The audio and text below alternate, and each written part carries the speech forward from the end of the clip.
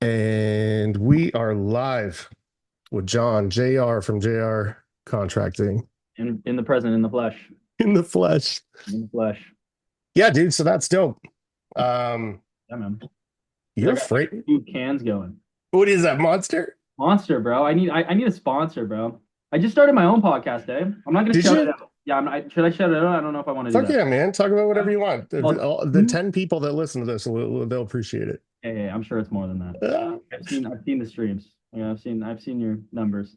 Yeah, it's more than 10. And you know, to the multiple of people listening, I just started the podcast, and it's called Two Chucks in a Truck. okay. There's a story behind that. But to sum it up, what the podcast is, so the first episode, I'm editing it right now. I haven't even been posted. And I have the GoPro in the center of the truck, cinematic view, so it turns with the actual with So, the it's dope as shit. I wear the mics, so crystal clear quality while I'm driving. And I'm driving down the street. We're talking about business, what it is to be a young entrepreneur these days. There's not many of us. And I look over, someone's stuck in the snow. Blizzard just happened. And stuck in the snow. I'm like, hey, can I pull you out? It turned into me ending up quoting their job, landed on the deal, $70,000 basement, landed boom.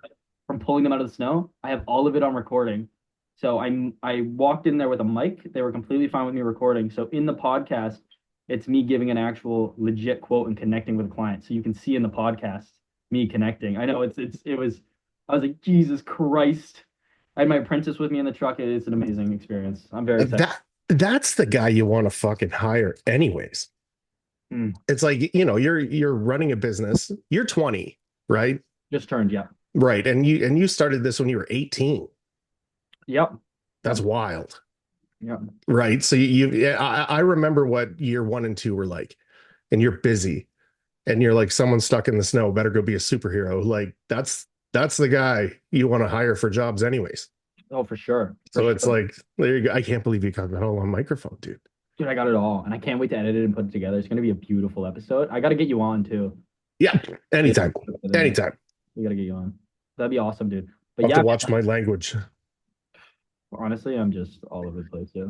It's bad. It's bad. You're driving the truck, someone cuts you off. It's It's a bad. cool idea though. Um, when I started this one, my buddy and I were going to start another one that was going to be like a lot more like two bears, like just trying to, Two beards. Okay, that's cool. two bears, Two like beards. Tom Segura and Bert Kreischer have a podcast and they just fuck around and they make people Yeah. laugh. So we were going to do that. And then he couldn't get his shit together. And then I was like, while we're driving back and forth to work, like typically we talk for an hour if I was driving for an hour and a half. Mhm. So I was like, dude, we could do that once a week. We never got around to it. That's a brilliant idea. Yeah, But I you're, know, right? Like there's yeah, no one else doing it. especially with the camera and the microphones. Awesome, I'm bro. excited to see that. So is this the first one that's coming out? The first one. I haven't even posted the cover image. Nice. Like this is like I'm announcing it on your podcast. Wow. I We'll announced have, we'll have to make a clip of this so somebody sees it. it. So Aaron and Hayden are very excited about your podcast. are they? I don't know, probably. Yeah, man. So that's pretty dope. Do you want to get into being your age and doing what you're doing? Yeah, it's crazy, right? Like, dude, I started framing when I just turned 16 because I gotta Yeah, leave. okay. So 2004, December 24th, born on Christmas Eve. Rough time. I do not get double the presents, everybody. That I is was not, gonna say, did that fuck you over or was it a good deal? dude. It's like it's not a good deal because it's just like, hey, by the way, do you get double presents? Like that's a question. That comes Yeah, up a lot. Not a good deal. Not a good deal. But that's it so makes funny. but being so young in the industry, I would say a lot of people use it as an excuse. For sure. Oh, I'm so young, this and that, right? Hmm. Wherever there's an excuse, a way out, people are going to use it as a shortcut. But honestly, man, like I would say today, what I told, I was speaking to Liam, my apprentice, and I said I may be younger, less experienced, but I have the common sense still. Hmm. It's one thing I'm running off of straight up common sense. So I'm a smart guy, and that's where my strong suit is. It's just, hey, well, I'm gonna put a tile, and you saw the tile, the bathroom, Hmm. Looks dope. and you know, my contractor's there. And, I look up and there's a half-inch gap at the top. And I'm like, yep, you're taking that tile out. He's like, yep, right. It's just, it's common sense. Like Hmm. it's nothing hard. It's just Yeah. common sense. Being so young, the biggest challenge, I say it a lot though, is funding. Trying to get funding is impossible, brother. So hard. I don't know if you experienced anything like that when you started. Not really. Um, I came from like working for somebody, so I had some money. So it Yeah. was like putting together that first site, and I was taking small stuff in the beginning. Oh, That first year, I thought that I was never going to work again. Like I had never worked for myself. So I just took everything. Like I was doing 16-hour days some days, just like bouncing around to $600 jobs. Like it was ridiculous. At the beginning, I think I was putting myself out there at 20 bucks an hour or fucking something stupid. Like that's not what it was intended for, but the amount of work that I was doing for what I was being paid, it was fuck all. But it mm, was, get out there, get out there, get out there, and then do good work.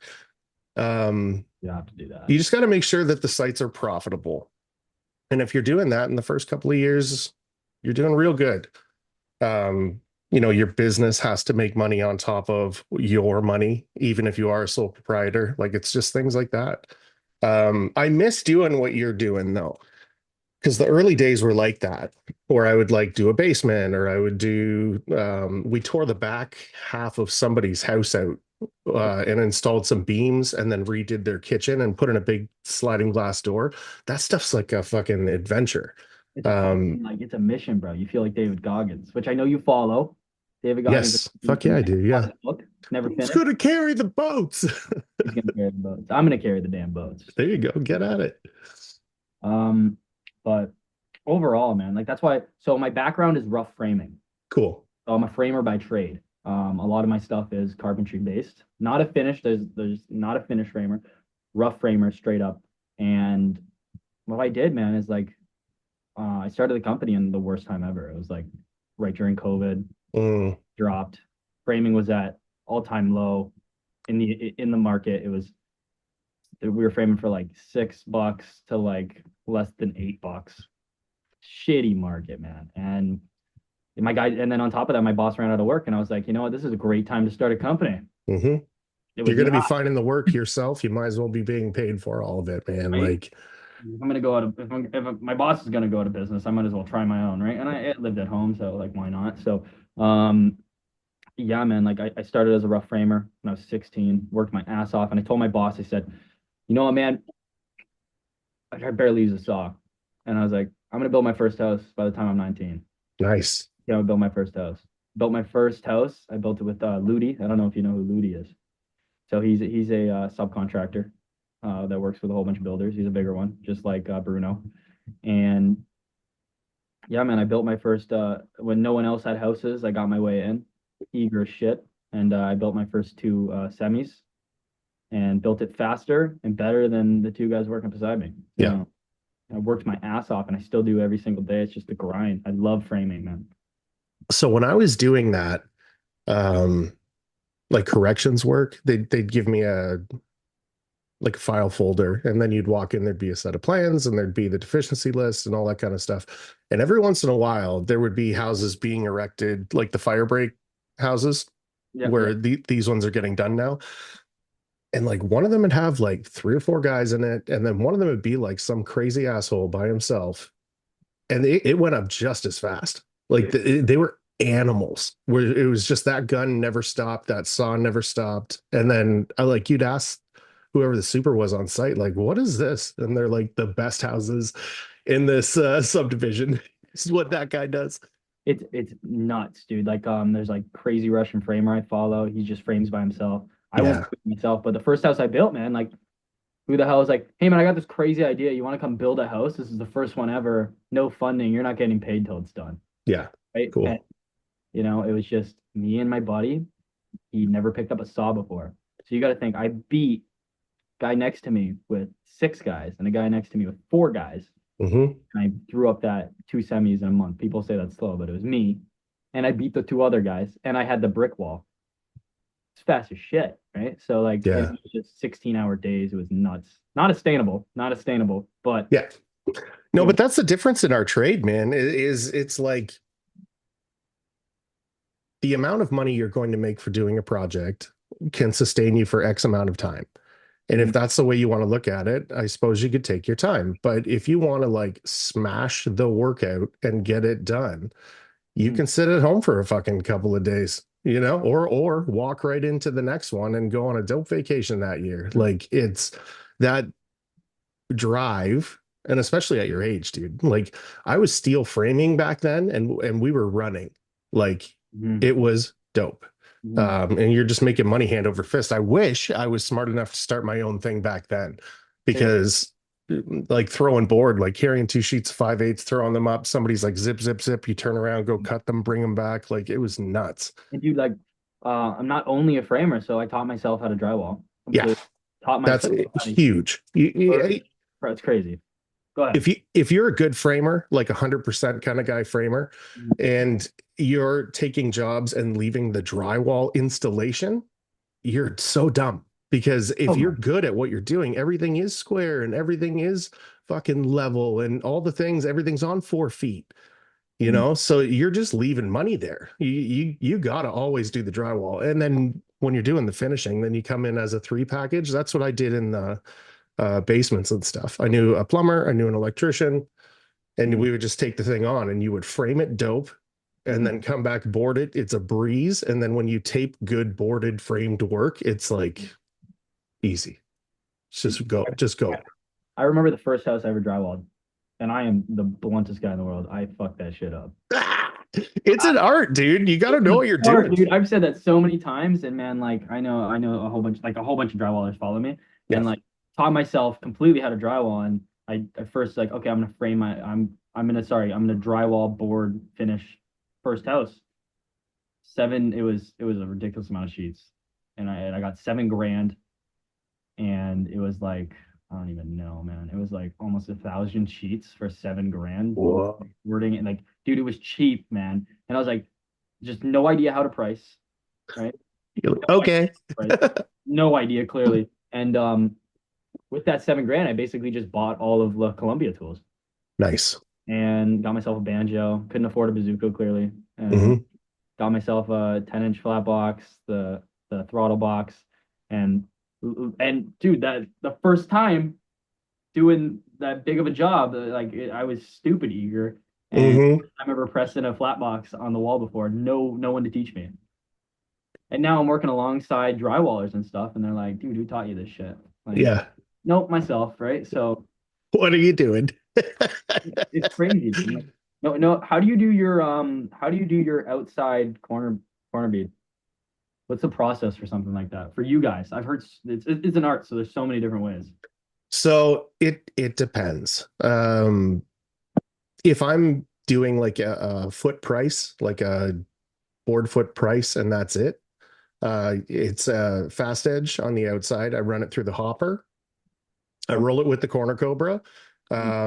Hit it with whatever, my 6 inch, to clean it up, and then put like a 6 inch, which ends up being like a 4 inch cheater coat of Durabond, and then it gets a first coat of mud, and it's like a 8, 10, 12. Yeah, it's nothing crazy.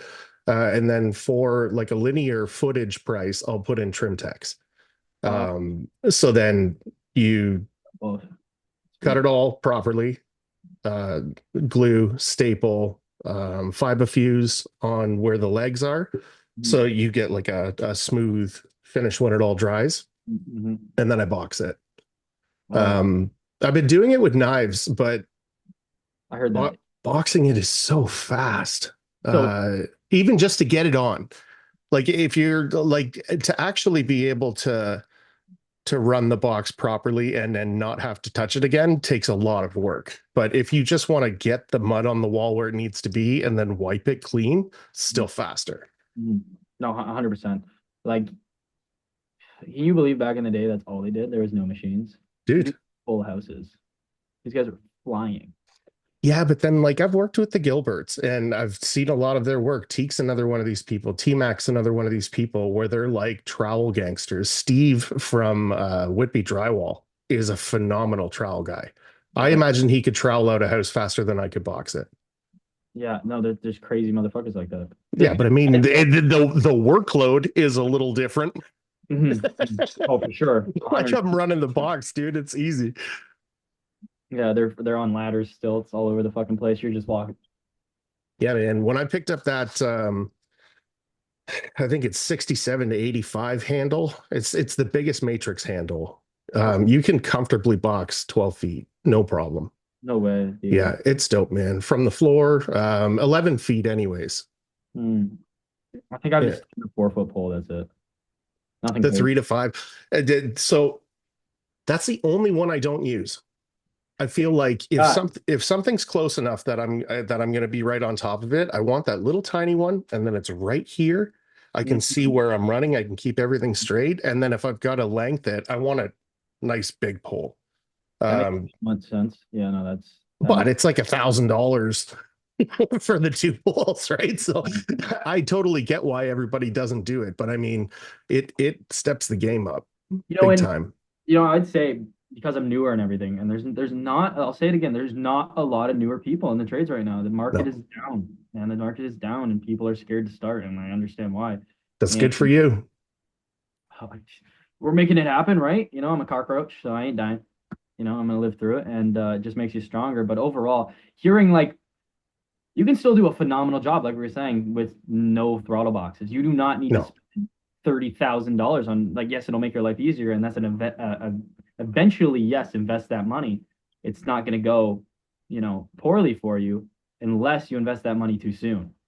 You need to know your numbers, and you need to not just okay, well, we're doing our first job. I'm going to spend all of this money on like there was a big like when I first started, I was yes, I need tools, but I was buying tools too quickly, yeah, right? And it was making the job easier, let's say, but there was no profitability. There was no right. profit. There's no money left over. And that's a big thing. Like to learn that skill, and you need to know your numbers. I say it all the time when you cannot, let's say you make an app. You can't change anything on the app without knowing how to code. Nothing. Right. Right. Same thing goes with business. You are not going to effectively change anything without knowing the coding in your business, and the coding is your numbers. You need to track everything you can. I don't know if you do the same, but for me, it's a big deal. Yeah. I I basically told myself that I was going to lose my ass for 5 years. And I was like, are you okay with doing that? And then obviously I said yes. And we didn't, but that was the way I walked into everything. And it was just, I'm going to like work my ass off. The the idea, and I would love to see, just like what you're saying, how long do corners take by hand? How long does this take? How long does that take? And then be able to see like the tangible difference in time running a box with the expense of it and all that kind of stuff. Cause it's like, I think even in the beginning, it's very frustrating learning new tools and them not being bang on right at the beginning. Very So true. that there is frustration there. But if you're looking at the numbers of like, for instance, running a throttle box, it for sure does a nice job and it for sure is faster. But the benefit of running a throttle box is every single corner that you run through that, because it is a jig, it is only leaving what Mm-hmm. it leaves on the wall. It's now predictable. So Mm-hmm. when it comes to sanding it, you can sand everything the same. Mm-hmm. Same with running a box, right? That box is running the exact same everywhere. So when Mm-hmm. you get your process down, yeah, you're winning here and winning here and winning here. But then when it comes to sand day and you get predictable at sanding, you can sand really fucking fast. Yeah. And it just all those little cut downs, they add up, right? And maybe you don't finish faster, but you're taking on more footage. Um, and like when you see some of these houses or like a commercial space that's big, that footage is calculated into your price and it's easy footage. It's flats and butts, Mm-hmm. right? There's not a million three ways. There's not a bunch of bulkheads. There's not any detail work. Like the bigger the houses you get, the more like free footage you get, like easy footage. Yeah. Yeah. Yeah. Barrel walls proportionately. 100%. Bulkheads, right? Basements are hell. Basements are hell when it comes to bulkheads and Yeah. corners, etc. I just put in like 500 square feet. I just put 50 corner bead. It is absolutely ridiculous, right? Right. So 100%. That's what started me doing lineage or linear costing, Linear. because I was doing horizontal bead is what I was charging for in the beginning because of the basements. It's Okay. like in that much footage, you should have like 10 corner beads and you're putting in 50. Yeah, exactly. It's Like like I tell you, this isn't the same amount, guys. yeah. The contract um, you're trying to guess the when I price out a whole basement, I'm trying to guess where the bulkhead's going to be, how much linear there is going to be. yeah. It's a hard thing to guess. Guessing and putting a proposal together, right? Because you're educated guessing. That's what it is when you're putting Hmm. a proposal together. I got a $60,000 proposal I got to do by Friday, and Nice. it's okay. Like how close are we going to be to your numbers, right? And you're trying to guess between $5,000, a $60,000 job. It's Yeah. like, okay, right? The biggest thing though is just what makes a good contractor, in my opinion, is attention to detail. Hmm. Throw it out the window. You need to do good jobs. You'll have a big break, and sure, there may be another opportunity. Of course, never tell yourself that. Treat every opportunity like it's your last. 100%. But when the second chance does arrive, take it, motherfucker. Take it, Hmm. right? And the numbers are a big thing, so then you can do a good job the next time. And go ahead, go ahead. Communication with a customer is very important, and not over promising is very important. So Mhm. just like what you're saying, let's say there is a $5,000 variance between what you quoted and what it's actually going to be, but you got to guess. I don't think you need to be eating that $5,000, right? So you make your proposal up and you make it as detailed as possible so that communication is solid with the customer, right? And you say, "This is my quote based on XYZ. So this much footage of bulkhead, this much footage of this much footage of," and then when you build it, fucking do it again and give them some money back. Like, or if it's extra, then you know for next time, this is actually fucking more than what I thought. Yeah, And that's the only way to do it. But I think some people quote super high, and then when it's not what they expected, you walk away with the money. Like having a conversation with your client of like, this is the worst case scenario, and we're going to have good communication here. People respect that. a contractor told me a beautiful thing the other day, and it's just the principles in business are the principles in life. Don't read a book by its cover. They're easy Yeah. to follow in on paper, but hard to put into practice. And he said, "We're all in this together." The contractor said, "We're all in this together." Hmm. And it resonated with me because through that whole job, back of my head, that was the thing that was going through there, right? And you put it into perspective, into words. It's just true, right? People buy people, they don't buy products. Yeah. When you're talking to somebody and you're trying to sell them something, that's your first mistake. Yeah. Yeah, they're your friends, right? Like, I just went to a networking event at the Cotton Factory in Hamilton. Cool. There was an HR lady there, whole time sitting with me. I think I said 3 words the whole time she was shamming down what she does. Cool. And I could tell you what I do in 5 seconds, and then that would be it. And then Yeah. I'm gonna ask, hey, like, what'd you do last weekend? You into fishing? Like, you know, are you a human being or are you a robot? Like, Yeah. There are people out there that just, I talk a lot, 100%. But I mean, there are people out there that just want to hear themselves speak. mm, And it's just like, and when you say something, they're not listening. They're just like waiting for their turn to talk again. And it's just like exhausting because a lot of those types of people are not interesting at mm, all. So you're sitting there like, this is fucking torture right now. because they're not coachable. They haven't learned anything. So how are they going to be interesting? Well, and that's the thing.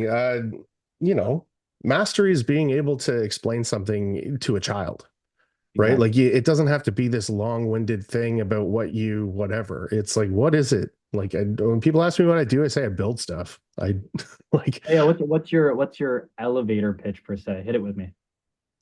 What on what do you do, Steve? It's Steve, right? Correct? Sean. Sean. Sorry, Sean. That's okay. It's not out there. Keep reading the podcast, man. So Sean, um, what do you do? That's my question. I'm a homeowner. What do you do, Sean? Or I mean, I do my best at everything, period. Right. Like, and when I say I do my best, I have that conversation with myself. When I walk away from things, I ask myself, you know, did you do your best?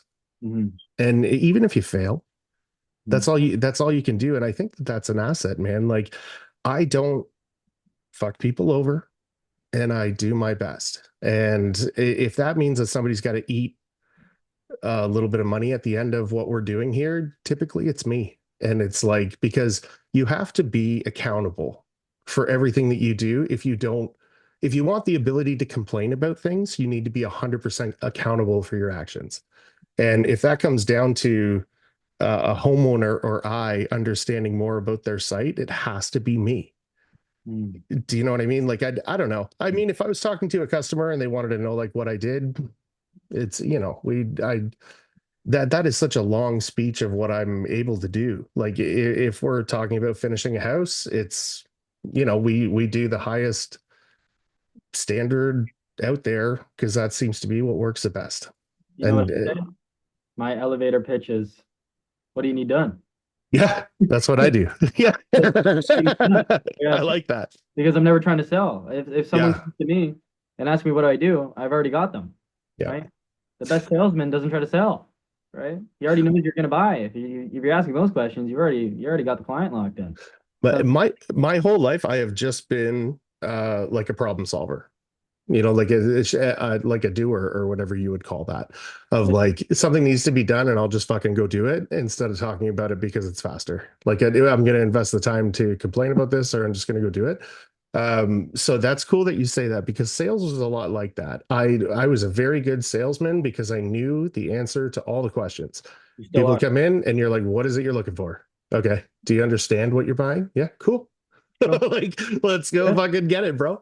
yeah. But a lot of times people would come in and they'd be like, yeah, it's going to be this, it's going to be that. And it's like, it's kind of not like, what you're looking for is this other thing. And it may be more, maybe less. People would be coming in for stuff that they didn't need. And it's like, I get it. You want to buy something shiny, go ahead. But like what you're looking for is over here, actually, like I don't know. It's building relationships is what sales is. It's not selling people things, if that makes sense.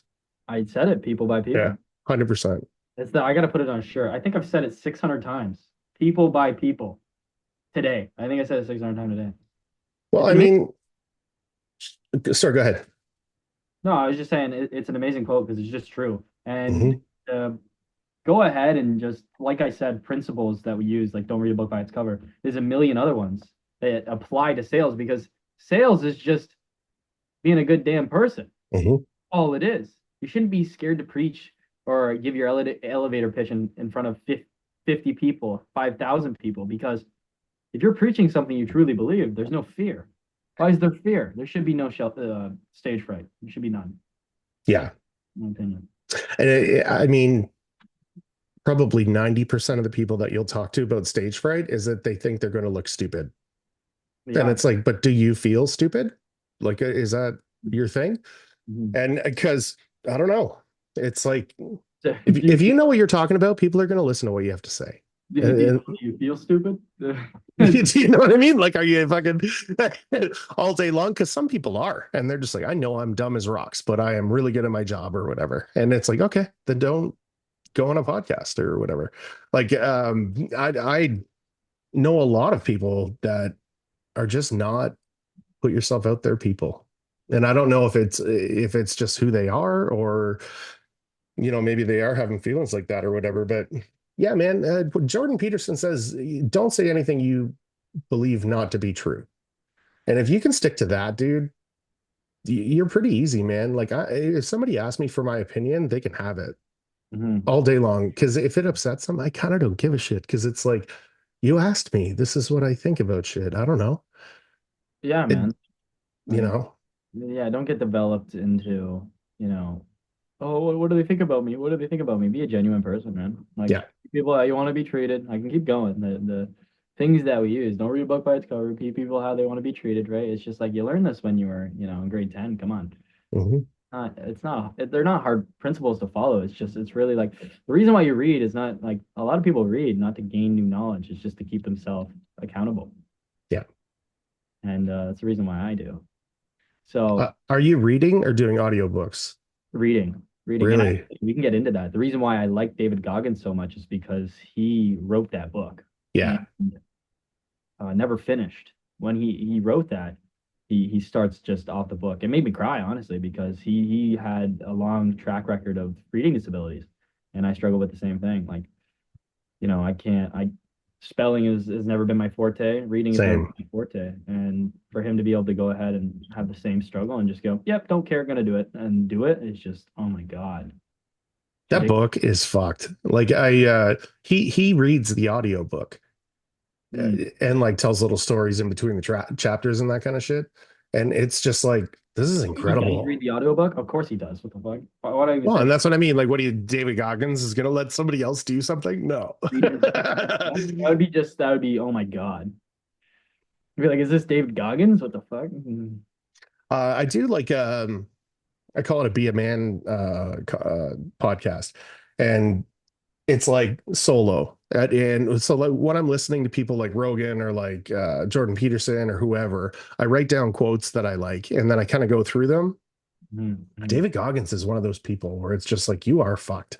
But if you take a look at and listen to what he's done, it's like, all right, I get it. Like Yeah. you're a little unhinged, dude, but like I get it. Dude, I've watched and I'm the only thing I haven't seen of David Goggins is his books because I'm slowly reading them. Yeah. And oh my God, dude. I remember the first he was speaking about the first race he ever did. Mm. And to get accepted or considered into the race, that was crazy. I think it was I forget. Do you remember what his first Yeah, race? this is that like 100-mile race or Yeah, it was whatever the 100 hell it miles. is. But they won't let you join it unless you have like prerequisites to joining it. So then isn't he like a month away or something? And Yeah, then and he he ran around the track and he did 100 miles around the track with no prep, pissed himself, shit himself, and then his ex-wife now, but wife at the time, said like, I'm taking you to the doctor. She had a background in nursing and everything. He goes, nah, take me home. Just take me home. Shitting himself, is just a terrible experience. And this guy just muscled through it like nothing. dude, It's almost crazy.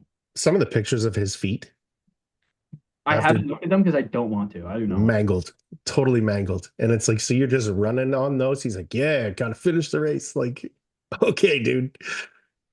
to. Dude, he is the definition of old school man. So at your age, Yeah. do you find there's like a credibility issue with customers? Like they're wondering why you're there quoting because you're so young, or like are you just able to overcome that right away? A lot of people, I made the mistake of maybe not a mistake. It's definitely not because you're being honest, Hmm. but being more vague has definitely helped me. So going, I'm in my 20s. Yeah. Well, when I was quoting people when I was 18. Yeah, you're not lying. If you're in your 20s and you say it, Yeah, exactly. So I'm being vague.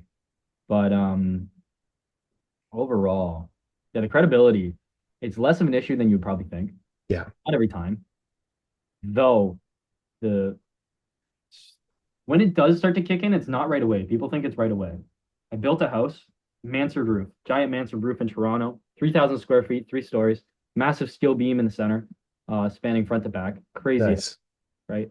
Architect totally screwed up. So I basically winged the whole house. So all of the blueprints were screwed. The mansard roof was completely redesigned by me on the phone with the architect while doing it. Whoa. A custom home by myself, right? The mansard roof, I don't know if you insert pictures, but if you want to, this is a crazy one. I don't do any editing at all. I'm going to click Editing. on this and it gets uploaded. No wonder they're 2 hours long. Dude, yeah, I don't give a fuck. Wait, These are good, man. I would rather everybody know the whole conversation. Like, you this know, thing, dude, the mansard roof, I wish I recorded the whole damn thing because yeah. first off, I don't even care. I don't give a shit either. This client, worst client I ever dealt with. Okay. Ooh. Worst client I've ever dealt with. I do not care. I hope he's watching. Ah, The whole time, I'll tell you, what's your worst, like, you ask contractor, what's your definition of worst client? First off, one that doesn't pay. Okay. What's the second? yes. One that watches you the whole time you're working. No, thank you. He was there, start at 7. He would leave at 7. Like, get a fucking tool belt on. If you're gonna be Oh, he here all did. day, Oh, he did. He did. oh, He wore a tool belt and watched me the whole time. I'll give you an example. This is just one of them. It gets worse. I'll tell you, this story is amazing. So okay. start the first day. I start the first day. I'm starting to do the floor. I finished the first deck in one day. That's just standard. One day, finish the whole first deck, which is I guess fast. Like, but I'm on a different level of framers, right? Like just you are with drywall. You're on a different level. Yeah. So like that's just standard, right? Three guys, first floor. We're talking 3,000 square feet, so over 1,000 square feet. First floor deck done. The neighbor is a framer as well, a union framer. So Ooh. he's a framer. I'm gonna say it. He's a framer. Okay, and he went ahead and I go out to get coffee for my guys. It's like we were hustling. We were hustling. We had the floor chalk that day, and So we were working till like we had the lights on. We were working till I think 9. Right? Definitely. We got the city called eventually for working that late, but we were working till 9. Come back with coffee for my guys. I'm like, who the fuck is this random dude on site? Neighbor, and he's like, "Do you even square this fucking floor?" I'm like, yeah, dude. So I get there. yeah, that's how you frame, dumbass. I'm like, yeah. And like 2, 3, 4. Yeah, of course. Yep. The foundation guys go corner to corner. Hmm. You can go corner to corner, 3, 4, 4. It doesn't matter. And I go corner to corner and 3, 4 now. But I went 3, 4 on this one. 3 stories up, I was a quarter inch out. So solid. But to get back to the point, when I got there, the homeowner plated the foundation with 2x10s, 2x4s, and 2x6. There'd be a 2x10 that's like 6 feet long, then a 2x4 that's 6 feet long. Well, Cool. I get there, and this neighbor was helping him do this. This is also a framer, and the whole house. This guy, I almost got in a fist fight with him. He called me the N word on multiple occasions. Whoa. It was a terrible experience. A terrible experience. The best house I've ever framed by far. Crazy looking house, complete flat roof. And then the mansard. So how we built the mansard while this guy was breathing down my neck was the walls laying down. I built the mansard roof on the wall. Oh, nice. So this each wall, I remember the back wall weighed like 2,000 pounds. It was like ridiculous. Cantilevered off the house. So you're lifting this wall 3 stories up with like a foot cantilever, 2,000 pounds with like 4 guys. Probably the scariest, and then the scariest experience ever. And then the weird part about this mansard roof is because it's actually cantilevered more on the side walls. So I had like 2 feet of cantilever on each wall. So you're talking that a whole wall is trying to fall off. We're in a windstorm. It was a crazy experience. The house looked beautiful at the end, but probably the worst. Crazy experience, worst experience, best outcome. And I framed that whole house for $7 a square foot. Take that one in. That's fucked. That's fine. You got to work, man. You got to pay the bills. It's a good Sometimes, story, dude, though. You just paid a little bit for the story. That's okay. dude. And the experience, man. That was my first mansard roof. It turned out fucking beautiful. Dude, when I got started doing stuff in the trades, I was doing it for double the material because I just wanted to learn how to do stuff. And I was like super upfront with people of like, I have never done this before. I'm super fucking handy and I'll get it done. Mhm. But whatever your material is, give me that much and I'll do it. And like when I was taping, a box of mud's like $30. Mhm. So it was brutal. But I was able to do it. And I took as long as I took and whatever. But You were doing double the material for taping. So for like, everything, dude, framing, taping. I did fucking custom stairs down into somebody's basement one time. They had this like it was a mud room that you walked into like an old barn house and it just sucked. And then from there was stones down into a concrete basement. And I took the measurement of all the stones and then I took like, okay, so what does the biggest step need to be and all that kind of shit. We went and got, I don't remember what type of wood it was. They got it for me. We cut them all, stained them all, and then attached them going down the stairs. And this like fucked staircase was perfect. And I did it for materials. bro, it's the attention to detail, man. Well, and that's the thing. It's like I can do this and I know I can make it perfect, but it's going to take a long fucking time. Like I Like, probably made like $1 an hour back then. it's crazy. It's gonna take time, right? And it's just if you practice something for 10 hours, Yeah. 100 hours, but when you're practicing it, you're half-assing it. Like I play a little bit of guitar. I heard in one of your podcasts that you're trying to pick it up. And Hmm. I have a beautiful acoustic guitar behind me. And if you're gonna practice on the guitar and you're playing the song wrong every single time, right? Because you're trying to go fast, right? Yeah, You're slow her down. playing the same song. Same thing goes with learning absolutely anything, especially in the trades. You're practicing how to mud a wall, and at the end, you're giving the client a million reasons why it looks like poop. You've learned absolutely nothing. You just went ahead and gave 1,000 excuses. Hmm. The attention to detail. I've asked probably 1,000 people now what makes a good contractor, and everything they say can all boil down to the same thing: attention to detail. What it is. It's crazy important. And I've been on a lot of sites where I'm doing something and spending a lot of time on something where I'm like, nobody's gonna fucking notice this. Like Mm-hmm. they're not. But I notice it everywhere I go. Mm-hmm. So I want like somebody's contractor friend to come over to the house and be like, this fucking work is mint. Like That's you're not that's the homeowner. that's what I'm doing it for. I don't give a fuck what the homeowner knows. Like, you're a nurse, okay? Like, it doesn't matter. My quality of work is my quality of work, period. I don't care who I'm working for or what it is or what it pays. You have to have a standard that you keep yourself by, and you got to do it to the best of your ability. And that's the only way to do it. And I mean, if that's how you're running your business, you're going to be very successful. Without a doubt, that's what it is. Hmm. Like I was saying with the opportunities, there's it can be your big break, right? Like this is going to be an amazing year. And it's going to be when you learn that it's the attention to detail, your name is everything. Never go back on your word. It's what it is.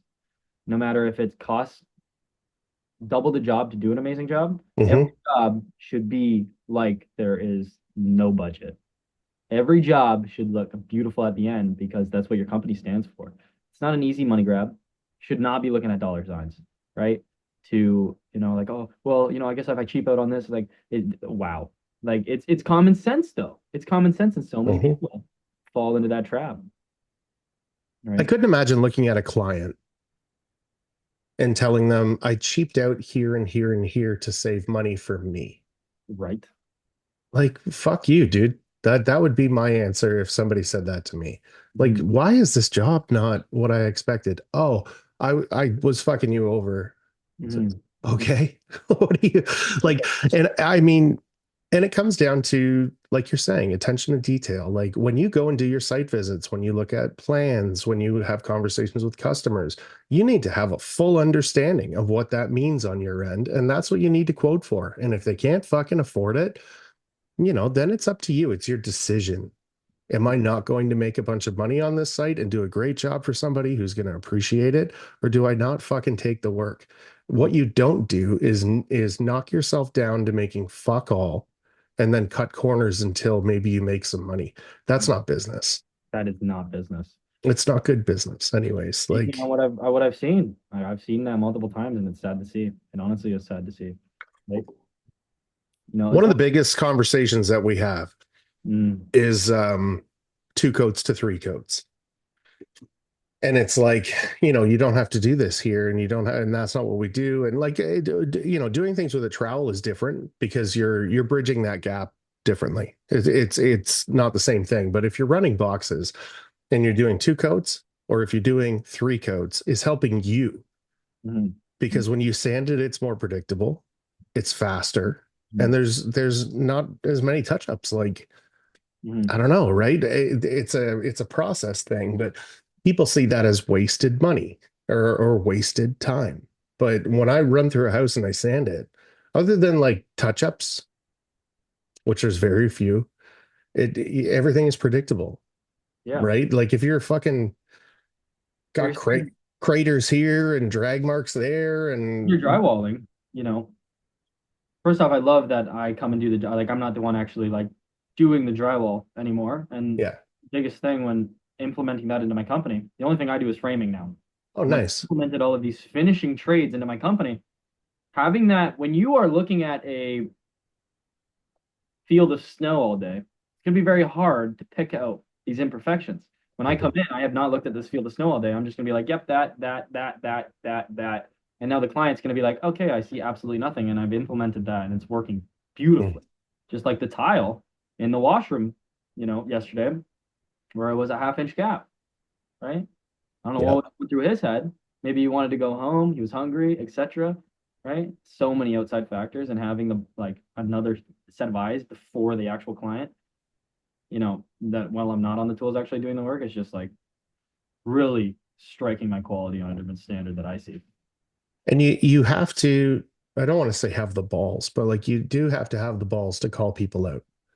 Where it's like, hey man, I hired you because you're really fucking good at your work, and this work isn't as good as what I know you can do. Let's touch on that actually.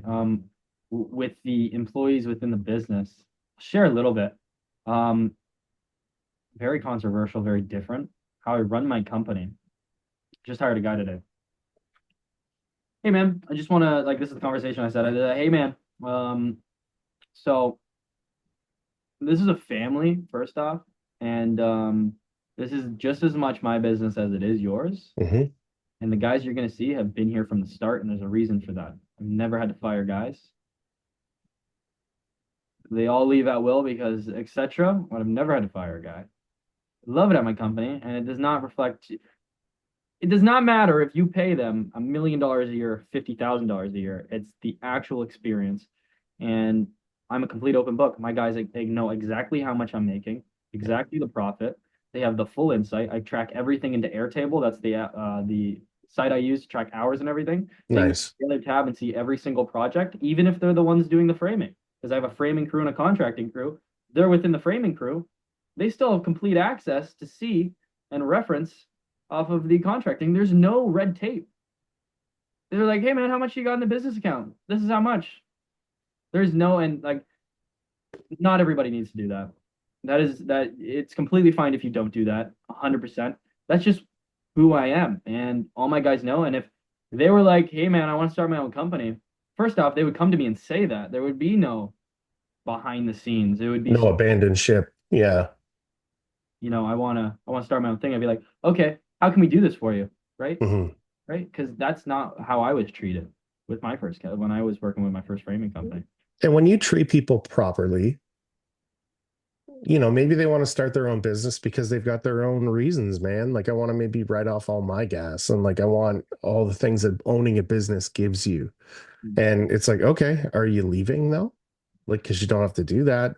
You could invoice me from your company and you could still work for me. And then you would have the benefits of doing it. Like, there's all kinds of stuff like that. Like, the first time I took a look at someone's numbers, like what you're talking about, I knew right away I was being taken advantage of. And that was a big part of me leaving. Like, I was like, I'm not doing it.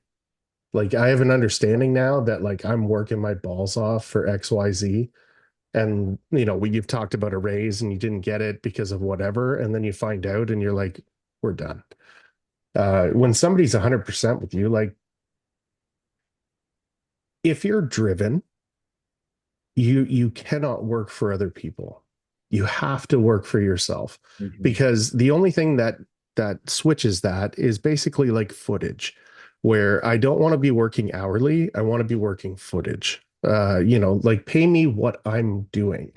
Mhm. And that's fair. And I mean, that's how everybody that I collaborate with and work with, that's how it goes. Yeah. Typically it's by footage, or it's by day, or it's by whatever it is, but it's fair, and if somebody's good enough to go out on their own, they're an asset to you. And Big you need part of to, you know what I mean? And you need to facilitate that.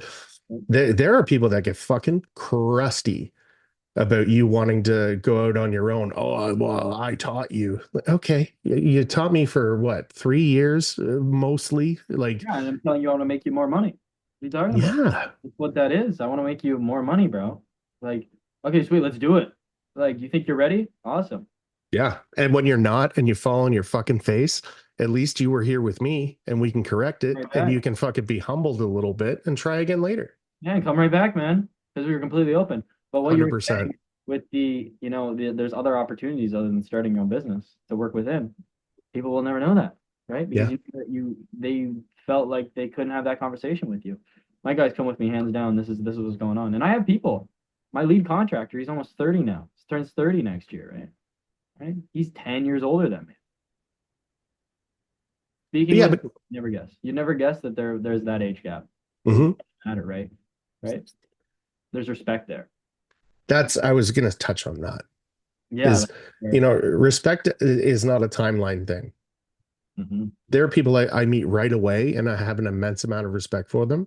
And there are people that, I've that have had to fucking earn it. Like, or, they rubbed you the wrong way or they weren't the right person at the time or whatever. Sometimes it takes time and sometimes you resonate with people and you're like, yep, this person's the person. No, let's touch on that as well. So I'm in a couple networking groups, or I'm in one networking group, sorry. I'm in BNI. And there's some people when I meet when I'm networking with them, and I can just tell, there's a guard up.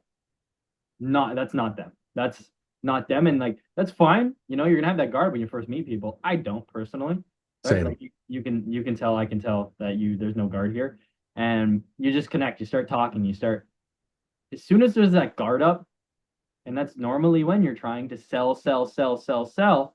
There's that guard. You're gonna get nowhere, bro.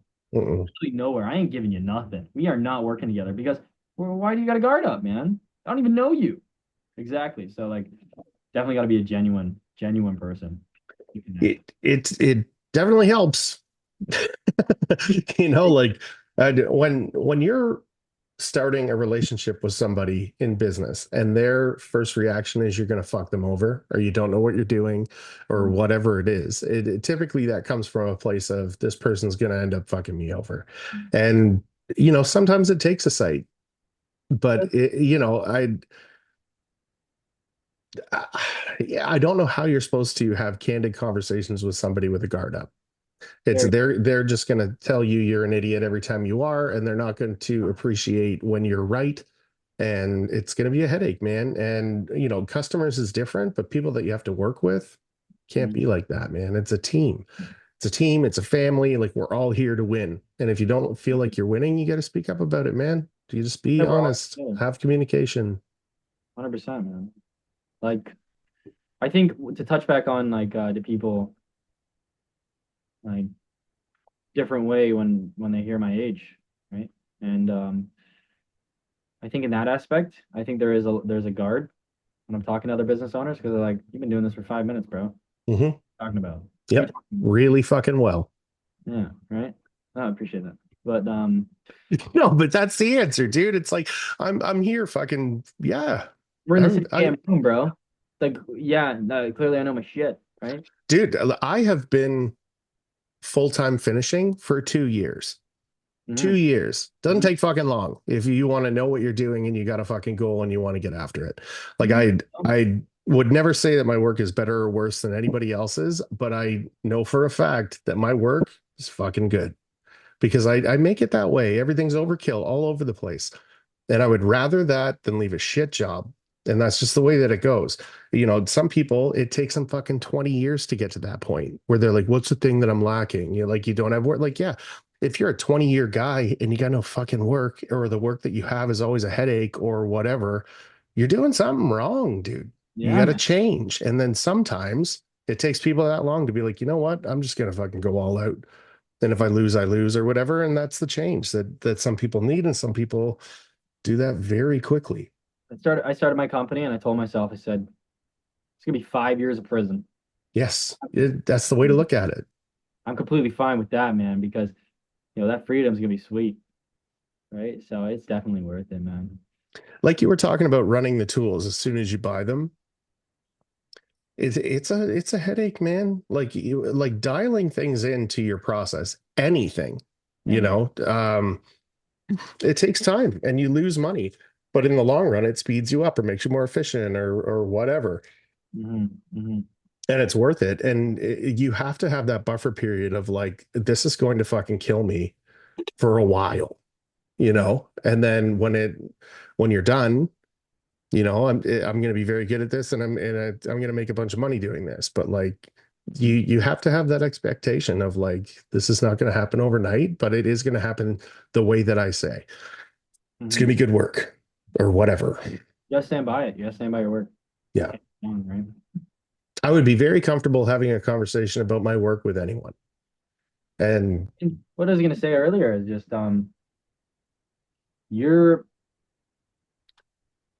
you're never gonna be the guy that can sell a hammer. And if you can do both, swing a hammer and sell a hammer, you're a million steps ahead. mhm, But you don't have to be the best at swinging the hammer if you're really good at selling the hammer.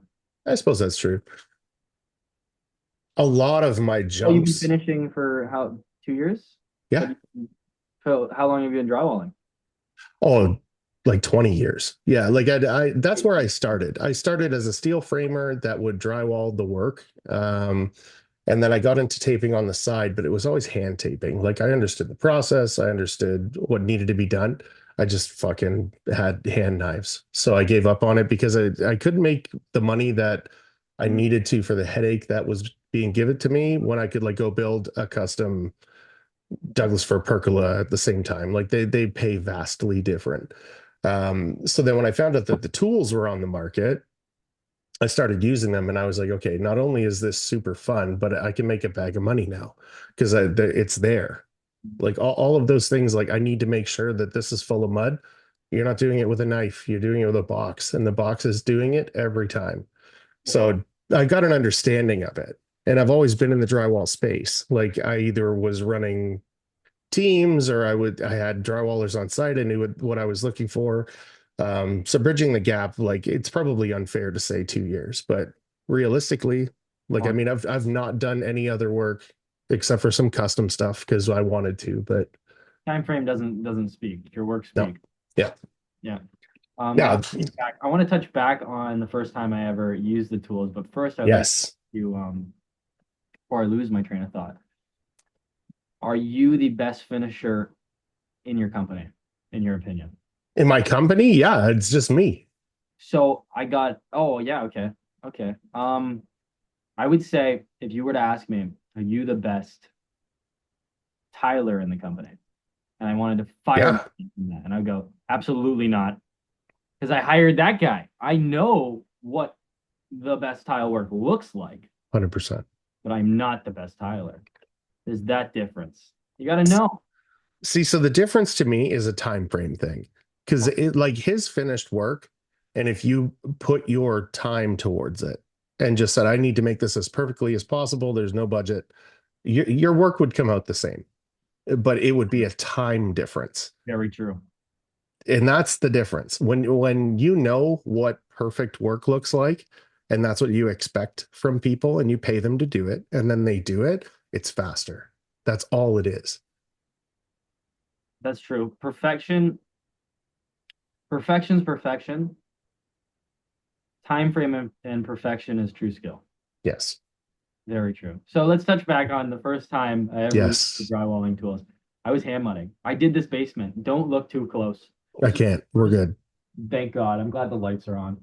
Because the ceiling, man, you would throw up everywhere. Every day I come down here, I throw up because this is the first job I ever did. The first basement job I ever did was for myself. Fucking re-skim it, bro. Bro, I'm like, I beat the shit out of it. You're So like, I don't give a fuck I about the don't fuck. ceiling. I don't give, but I'm laying there in bed and the light hits the ceiling. I'm like, what the fuck? It's so bad, man. That's where I started. And from hand mudding and then all of a sudden picking up the throttle box, the 3-inch knob, I'm just like running that. And actually recently I just handed it over to my like I was trying to push. It's hard to teach old dogs new tricks. 100%. And my lead contractor is just amazing. He's really into innovating and trying the new tools, and I'm pushing it on him. At first, it was hard though. He's like these machine tools, oh whatever, whatever. Started sending him reels and stuff. Sent him your stuff actually, with Columbia, and Well, that's why I didn't believe in it. I'm just joking. he saw you. No, and then all of a sudden he started using the throttle box. Dude, I And my apprentice did like full room of corners by the time he finished two. yep. Next. Same quality standard. And a That's consistent quality standard like you were talking about to make sanding so much easier. the first thing that Columbia ever sent me was a throttle or not the throttle box. It was the angle heads. Okay. And because they did this was the first year, I think the first year that they went away from the ambassador program and they started doing the monthly things because it's just a further stretch, right? Like you can hook people up with more shit instead of sending someone a full set of tools. You Can you can talk send about that? I'm people not completely familiar with that process that you just talked about. like the ambassadorship. Yes, yes, I'm not familiar with that. What So do you mean? way back in the day, Yeah. they were figuring out how do you even get on social media? Like marketing was a new thing, man. Like Columbia, to the best of my knowledge, was the one that started all of it. And it was like skateboarding.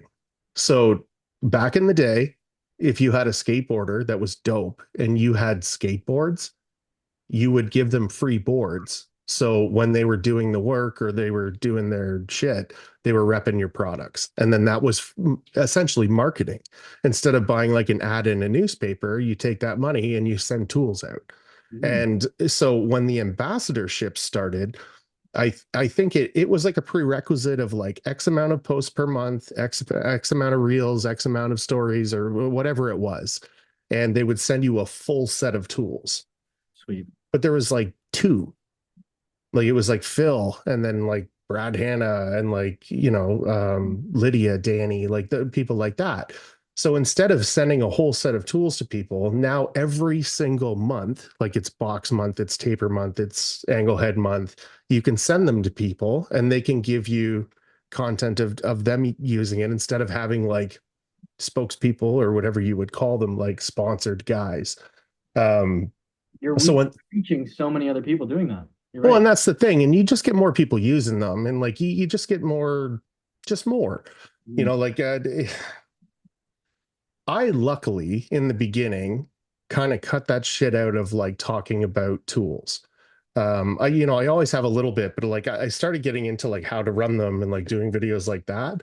And you can only say the same shit so many times before everybody's heard it before. Yeah. And there's a lot of good finishers out there, man. Like that community that we have, there's like 30 people that are dope at what they're doing. I And you know. can't have them all, getting what they're getting or whatever. Like it's a smarter way of doing it. Mhm. Um, but what I was saying by that was the first month that I did was angle heads and I didn't have a fucking throttle box. Oh, that's So why we're doing angle heads. on a tube, dude. You were doing them on a lot of people on my comments, because I post a lot about Colombia. They're starting to recognize me. And you're like, dude, use a tube on the angle head. And I'm like, I don't know about that. I don't really have a strong opinion on it. Like, what's your opinion on that? Like, that's So me. in the very beginning, I was doing a corner applicator and I was applicating the mud, and then I had the angle head on like a hook on the stick, and I was using it like a flusher. And then somebody reached out and they were like, if you put that on the fucking end of the tube, Yeah, you're skipping a process. skipping a And process. the nice thing with the throttle box, it is constant pressure and it's always the same pressure. Consistency. Trying to achieve that with a tube is difficult.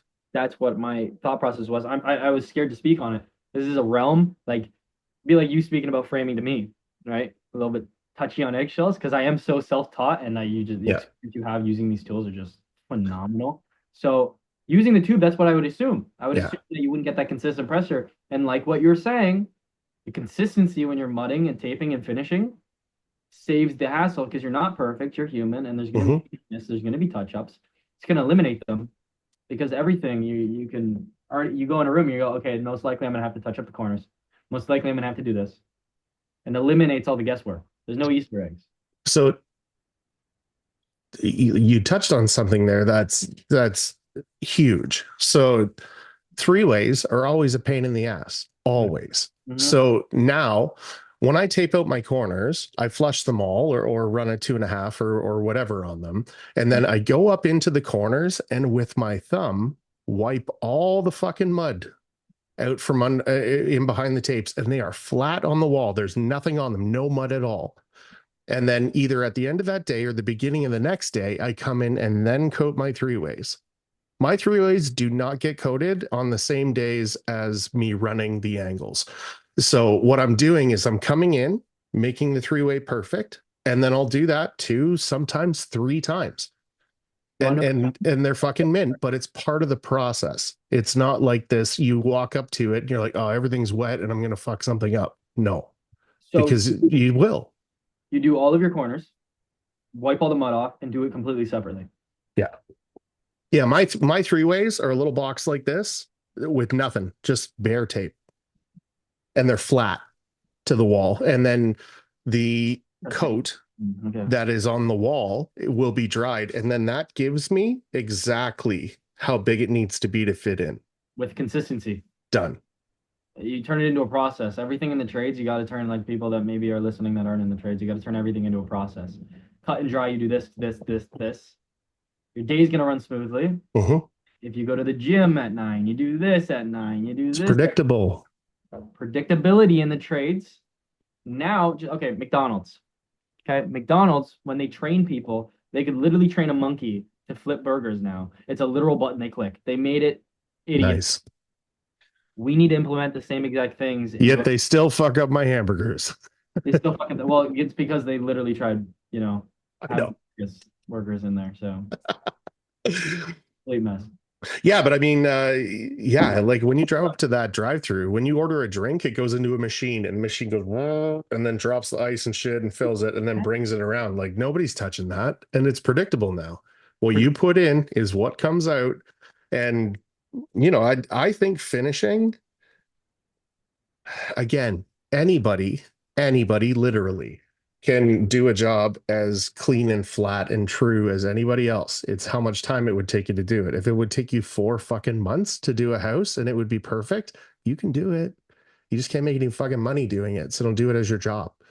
Um, and then when you can cut that down and cut that down and cut that down through process and predictability and all of those types of things, doing the same thing all the time, so there's always going to be parts where it's like, okay, this has got a funny angle that comes into that, or like Mhm. bead into no code, shit like that. You can have a process to do it, but detail work, like you're gonna in any trade.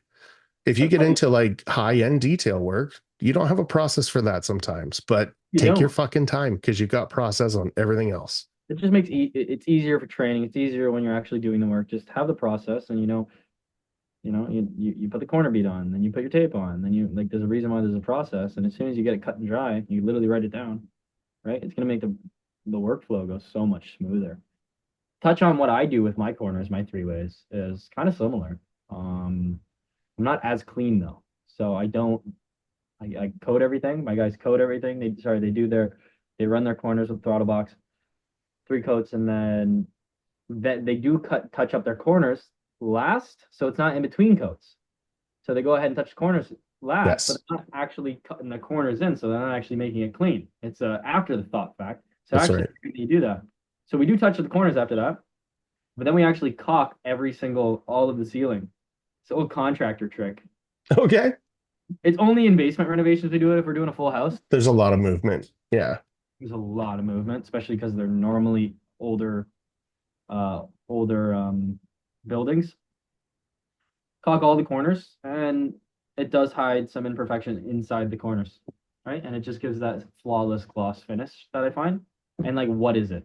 What is it to me? A couple tubes of caulk for a full basement takes my guy what? A little bit longer. Yeah, I mean, if I were to suggest anything, I would cut that out of the process, take a look at how much time you're spending doing it, and then put that time into making it perfect. Like if you are sensing that there is going to be movement, doing that's smart because they're going to call you back for it. So you might as well do it now. But if you're in like a pristine building and it's, you know what I mean? Like you'd have to, like you said, you'd have to think about it. Um, if I come back for a cracked corner, typically it's paint where somebody's loaded a bunch of fucking paint in there and there's a Yeah. crack. Mhm. That's all I do. Is like if there's a problem with something, I fix it. But if it's a little bit of caulking, at the edge of a bulkhead or something where there's been movement, Mm. there's gonna be fucking movement again.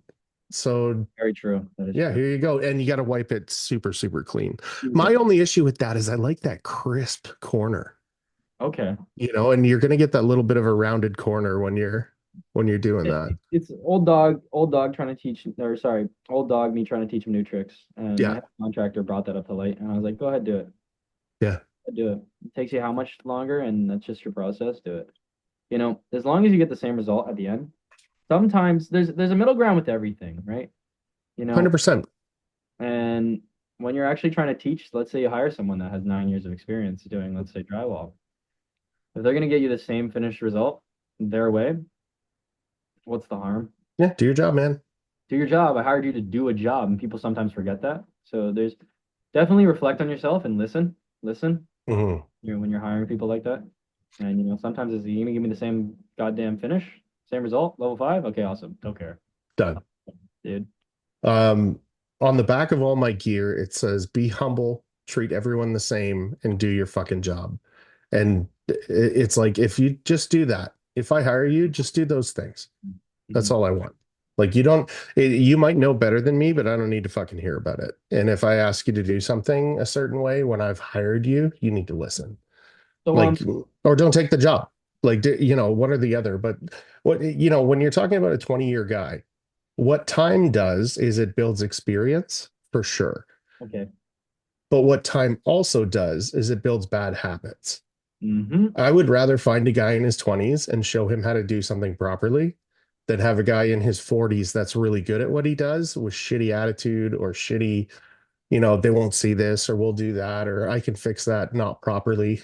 It's like, just Yeah. fucking So maybe do it properly. finding someone that wants to work for someone and Mhm. also is willing to adapt is just the best employee in the world, and that's my lead contractor. Nice. He's amazing, dude. And honestly, if it was anyone else, I don't know if he would be as like accepting into new technology. Yeah. So just building a relationship, man. It's not rocket science. So like outside of the work life, what are you doing lately? What are the hobbies? Just straight work? I've been this year, I told myself I was going to start doing more hobbies um, because work just took over. Like probably the last 3 years when people are like, what do you do for fun? I'm like, I don't know. I have a podcast, I run my Instagram, and I work. And I enjoy everything I do all day long. Like even when I'm doing shitty stuff at work, I enjoy it because I'm working and I'm doing what I like to do. Hmm. Um, so I was like, that is a hobby, I guess. Hmm. But I took up pinstriping. In striping, what is that? So in like custom culture, like motorcycles or like old hot rods, it's I a thought it was that. No way, dude. dude, yeah, it's a little tiny brush like this, and it's got a big sword of fur off the side of it, and you cannot fuck that up. It has to be perfect 100% of the time, or you blow it. When And I that to me is right up here with that. I love doing difficult shit because it quiets everything else. Like it's very peaceful doing very difficult things. in like Um, shits. it, I don't know, dude. I'm getting better at it, but it's been a lot of fun. My daughter does sculpting like with clay. I heard that. I heard that on your previous podcast. Yes, you were Yeah, talking. man. So I got like a little work place for her on the other side, and I've been like painting shit that she wants me to paint, and it's been a lot of fun, man. Like I'm a lot better at it than I thought I was gonna be. I'll tell you that. But Have that eye for perfection. What makes a good contractor? Attention to detail. yeah, dude. All guys, that's your whole damn job. So Well, and like pinstriping would be something for you 100%. angles and straight and like consistency, like those are all things that I'm fucking the best at. That's 100%. my job. It's what I do. Yeah, Hmm. so it's been fun, man. I keep trying to get back to the gym, and then it seems like something happens. I travel a lot. And when I'm traveling, sometimes it's like a week, sometimes it's a week and a half. And it's like getting into a routine at home has been super difficult in the last couple of years because it's sometimes I'll take on a house and I'll do 12s for a week and a bit.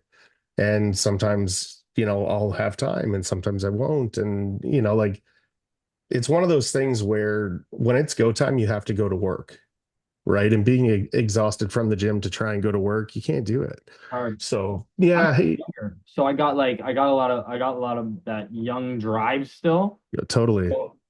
Being down on energy, um, It's definitely it picks with your mood. So it's definitely just as David Goggins says, you want to do it, right? Do it. You got to put feelings aside. And but overall, like going to the gym is definitely a struggle because it's like Hmm. juggling a lot. You're wearing a lot of hats. And, not too long ago, I cut the gym out. I cut everything out. I had no hobbies. Girlfriend left. They got nothing, man. Just work, work, work. And it Yep. turned into, you know, I loved it, but then I started hating it. I had nothing else, right? And that's what it turns into. It turns into, on paper it says, okay, you invested all your time in your business. It should be successful, but it absolutely will not be. You need something, right? That's right. Something that's completely different. That's why I You bought the need, guitar. okay. Yeah, that's why I bought the guitar. I'm gonna pull it out, show you. Dude, yeah, well, we could do that. It'd be the first time there'd be a guitar on the podcast. Yeah, oh, that'd be sick. I know like two songs, but I could try to play something. You do whatever you want, dude. That's cool. That'd be sick. But yeah, no, like you gotta do something. And from coming from a guy that loves David Goggins, you love David Goggins. We work, work, work. I'm a rough framer. You're a drywaller. It's a move, move, move career. And to be like, okay, coming from, thinking for six guys, rough framing a house at the age of 20, right? So much going on. There's a lot going on, like, oh, don't fall off the whole house. Oh, put your harness on. Oh God, no, Kevin's flying through the air with a sheet of plywood. Yeah. Go home and be like, I'm just gonna sit here and play the guitar. It's a hard thing to fucking do, man. But the guitar is one of those things that if you're not doing it perfectly, you're gonna fuck it up, and then you blow it, and then you got to restart the song, or you got to cut. You know what I mean? Like that's the way that it is. And anything that takes your full effort quiets down all the other things. At least for me. Mm. And yeah, I've really enjoyed having a hobby, man. And who cares what it is you need to find peace in something outside of work, and you need to find joy in outside of work You got experiences. that. And the more you can do that, the better, man. And it's that yin and the yang of the whole thing. Like, you And know, like, don't lose your friends outside of work either. Don't. yeah, sometimes fuck your friends. Like, sometimes those people are losers anyways. Sometimes they are. Sometimes there's no choice, but just Yeah, but don't, I know what you're saying. we talk about it, right? You can like, yes, I guess there is. There's gonna be situations, right? Like I lost all my friends outside of work at one point because they're all idiots, Yeah, you know. same. So 100%. But at least your guys remember their family. It's the only way Hmm. to run a successful business where your guys aren't leaving all the time. I've never once had a problem with not having guys. Never once been a problem for me. New guy, I'm young, hiring experienced guy, non-experienced guy. It's never been a problem for me. Clearly, I'm doing something right. Yeah, So having something outside of work, them being your real friend, like Sunday, we're going paintballing, that's so. right? We're going fucking paintballing. Okay, drop everything, boys. Right? We're going paintballing at 4. It's in the group chat, right? Just doing something, man. Like having fun with the guys connecting, not just you're the boss and that's it. And fucking so you're like, I go in there, like today I was doing a little vlog. I came in there and I was just like stuck a mic in my buddy's face, like, hey, what we doing today? Right? Just fucking around because it should be a fun environment, man.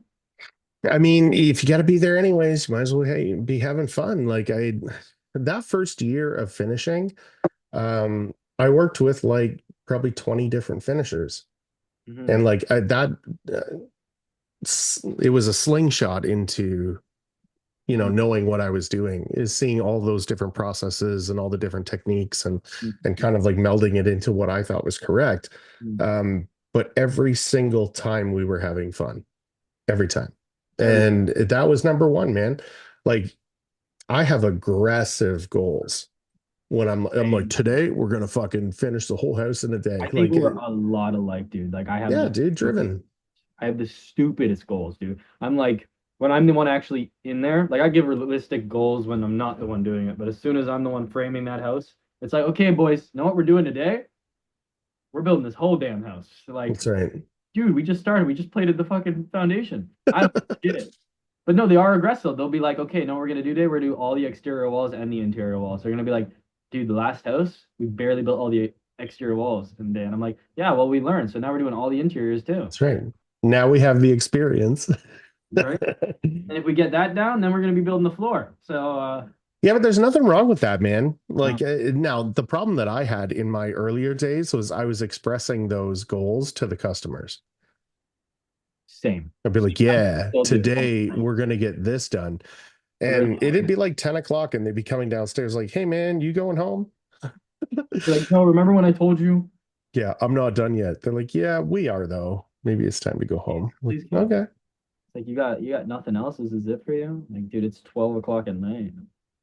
Hey, I can 100% remember it was out past Mississauga mm, and this guy had this beautiful basement. He had this like what he wanted and I had free access. There was access into the basement.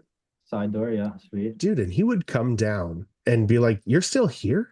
It's like, "Holy shit, you've done a lot of work down here." It's like, "Yeah, man. Like I was just learning, so everything was kind of slow, but I was going through the processes of the day the way that I wanted to, and it was it's a cool feeling when people look at you like you're nuts, right? I like that. I know, But dude. now that I'm a little more, I'm not going to starve to death, it's like just have goals, and when it's time to go, just go. Like And I give myself three fuck ups.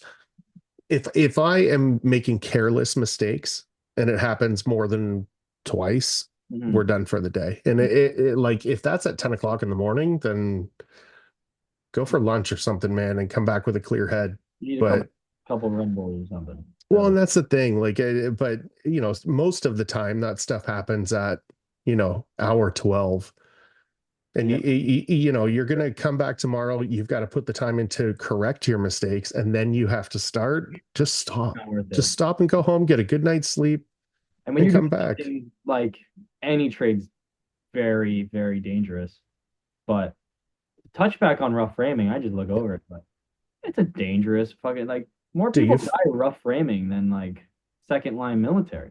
Like it's fucking people falling off roofs constantly. And as the people, right? Like it happens all the time, man. People falls off roof, they're not wearing a harness, right? Not on my company, of course, right? But Oh, there's fucking rebar everywhere or something. dude, Yeah, you die so easy, man. Just oh, hands gone, and you bleed out on the ground, like so easily. And like yeah. to be so young, right, and have that responsibility because I'm not just thinking for myself. I'm the lead. It's not like when it comes to framing, there's no one that knows more than me on that site. And I'm on top of that, I'm not just doing towns, right? I'm doing full custom homes. It's just me and the homeowner. So Hmm. I'm a lead framer on site. And I learned quick, man. I got an act for framing, but it's scary, man. Sometimes I step back, I'm smoking a doob at night, and I'm thinking of like the day that went on, and I'm like, you know what? Like, Yeah, that was a close call people today. died today, man. And it's just like, okay, go to bed, get back up, man. It's a dangerous thing, man. And no matter how experienced you are, right? Like all it takes is a little trip backwards and the guy's 3 stories down into the basement. Dude, people get cocky with harnesses on. Oh, the harness will catch me. Okay. You know how long you could hang there before you die? Because it's not long. You're more likely to fall with one on, You right? know what? The guy that taught me, his name's Albert, and he was like 60, and Wow. he was like the best framer I've ever seen in my life.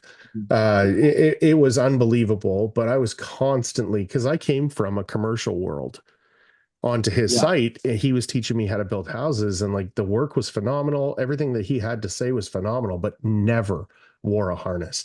And I was like, listen, put the fucking thing on. Mhm. And so he's like, you know what? We have stuff to do on the floor here today. I'm going to wear a harness today.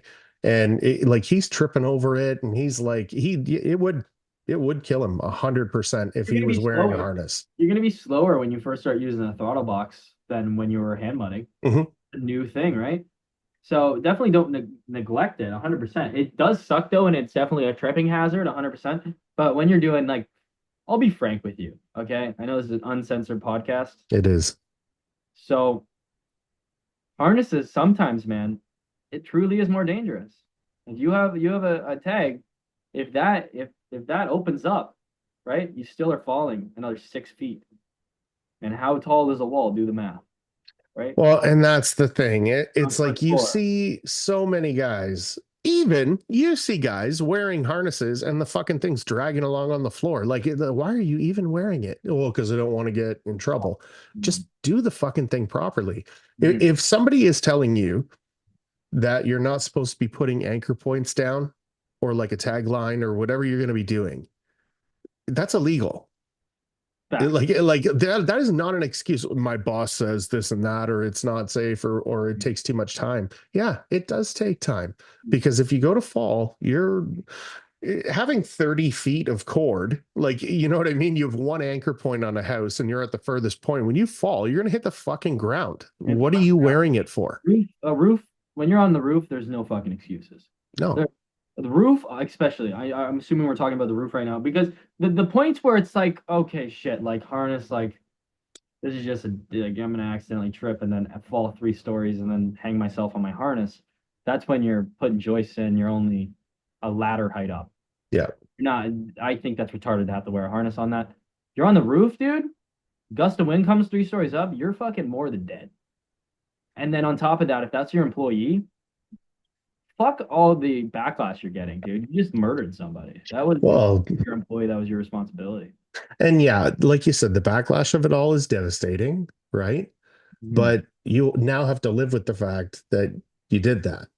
One of my employees actually almost died. The first Dude. house I actually framed. If he wasn't wearing his harness, he'd be dead right now. And he did not fall like crazy. He only fell from the where the roof. So trusses weren't up. He was just standing on the interior walls. The trusses were actually leaned up. They were leaned up and they were secured. The secure broke. So the rope and nail popped out and the rope snapped.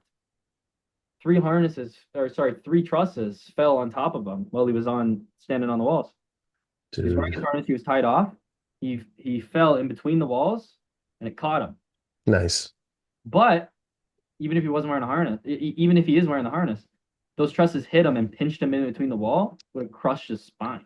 Yeah, dude. Dangerous trade. How do I predict that? I tied it, I tacked it, right? Oh, well, don't Yeah, you do so much. an adequate amount of due diligence and the rest is up to fate, man. Like, but you're the only one that's in control of it. And you got to do what you think is necessary. And, unforeseen things happen, man. Like, you don't have to fall very far to get a head injury. And you don't have to fall very far to like get impaled on something Fuck or, here. that's the whole thing. It's having a clean job site is another huge thing. My when I was framing, dude, it was a fucking mess. There was shit everywhere because it was just like a Tasmanian devil going around a site framing good work. But it's like, but all this mess here is eventually going to kill you. You need to clean And one today, not at the end of the week. yes, Today, yeah, not at the end of the week. You got to go ahead and you got to do a thorough clean every single day. I don't care what other old framers watching this. Fucking whatever, throw it out the fucking window. yeah, But clean every goddamn day. If you're not, you're an idiot because this is someone's home, man. This is someone's home, future home. This is a job site. And also, do you want to be the one that trips, falls backwards, and impales yourself on the 2x4 you cut a wedge out of? No. yeah. Simple, bro. I gotta pull that guitar out, Hmm. dude. Yeah, do it. Get it. Yeah, I'm super excited about it. I need you to guess how much you think I paid for this guitar. Oh my God. A Gotta guess. mil $1 million. $5. I have no idea what guitars are worth, dude. Oh yeah, dude. Look at the red on this. Look at the red on this baby. That thing looks dope. Bro, it's dope, dude. What is going on with that pick guard? Isn't that crazy? Bro, it's a fucking bird, dude. Can I see it? Get it closer to the camera. Yeah. Dude, that's a robin. Oh, that's dope, man. I was like, oh, yo, it's pinstriping. Yo, pinstriping. Oh, dude, I've seen a bunch. One of my good buddies is a heavy guitar player, and like eventually when I get good, I'm gonna fucking stripe up some of his shit. It looks dope when it's done, man. Well, how much you charging? Oh, I don't know, fucking probably nothing. I gotta pay you something, man. I gotta get there first, man. I'll fuck your guitar up now for free if you Dude, want. look up my guitar right now for free. Okay, I'll play a little. So this is the song that I like right now. It's called Triumph by X Tentacion. It's a very slow, sad song, but the tune doesn't match. All I'll right. fuck it up. Okay. And there's no cuts, so I just got to send her. Okay, just wait. Just do a little bit so we can hear that like it's working. Okay. Yeah, give her, give her. Give her. Yeah. You hear it?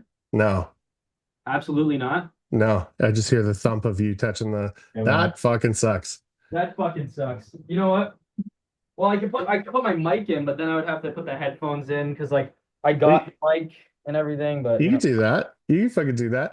This is the first performance on the podcast. hey, I, give me I'm the little one fucking at least. I'm down. I just so the only thing that I can think is happening is when I set this mic up, if I laugh too loud or like I say anything too loud, it just cuts it. So Oh, I'm guessing maybe like whatever microphone that you've got on that end, it's just not picking it up. oh yeah, this is just my phone mic on this one. See, it should be picking it up though, dude. Yeah, I don't know. I have no idea. It's Try whatever. try it one more time. Is that okay? You want it really bad, eh? Yeah, fuck yeah, man. Okay, you know what I could do? Looks like when Mos Def was on fucking Chappelle show. It's the first one ever. I'm excited about it. Crazy echo, but if I go ahead and turn, how won't you hear yourself? If I turn the volume all the way down. Yeah. Oh, you know what? If I plug this in, I put my headphone in, maybe it won't be weird. To everybody listening, I'm sorry, but it's gonna be worth it. If you suck at this, it's gonna ruin the podcast.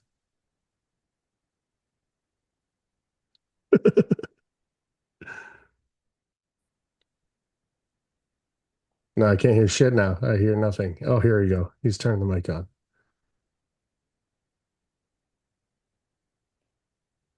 Hayden is so sad right now. Are we good? Yes, yo. All right, let's see this. Let's Is it do it. better? If that's way better, you should be doing Is this it from the better? beginning. Yeah. Oh, I should have done this from the beginning. Okay, it's probably gonna screw this right It's up. like a Okay, fucking can you hear the rabbit tail. guitar? Can you Let's hear the see. guitar? Kind of. Kind of. Well, I'll hold it. I'll hold it a little close. I can't put it on the actual guitar. Sad. Or maybe.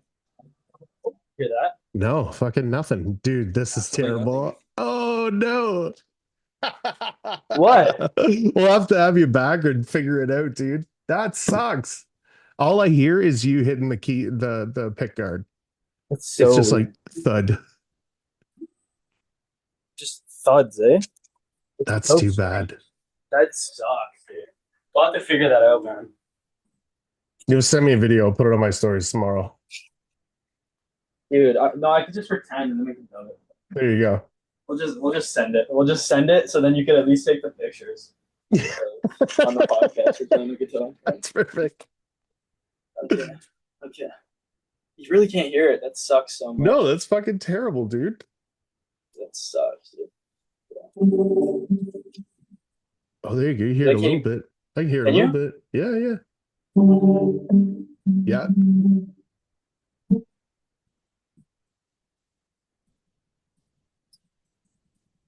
Are you playing it? Oh no. Yeah, we're getting nothing. Can't hear it at all, eh? That's too bad. That's too That bad. fucking sucks, dude. What the fuck? You know, All it is right. what it is. There was an instrument played on this podcast for a moment, There, so I don't want there to hear it was. from You anybody. know what? Really? Like, on your end, man. Ruined day. Sadly, I think it's on your end. I clicked on You're your raw dogging website. it. We're really Um, trying for this. are you? Who put your website together? We Oh, good? Yep. yeah, I can hear you. Yeah. Okay. Well, this is the last chance. This is All the right. last. Third time's a charm, everybody. I really want to make this happen. Yeah. All right. You got something? Yeah. No way. Okay. No. And then fucking to nothing again. I think it's just cutting it out. I think it's maybe Zoom. Bummer. I think it could be Zoom. Oh well. Yeah, because I think it's just a spike in audio. And It has to be what it is. yeah, I think it's just cutting it. Oh well, we could just dub it or whatever. Just have me like ripping. I don't do any editing. Everyone's just gonna listen to nothing for a while. Oh god damn it. It's okay. I know my Everyone's gonna be like, "Thanks, Sean, for coming back on the podcast." But you're enjoying it, right? And that's what's the most important thing. For you to confidently pick up a guitar and play it, that's impressive. dude, I've been playing for like 3 days. Yeah. That's dope. That's fucking dope. Dude, I'm the 20-year-old that was like, yeah, like, dude, when I first built my house, the first house or whatever, I actually have the blueprints here beside the bed. Yeah. And dude, I couldn't even read like blueprints to the extent of like the first floor. I could just build the roof and I knew it was the hardest part. So I was like, fuck it, we're winging it. Yeah.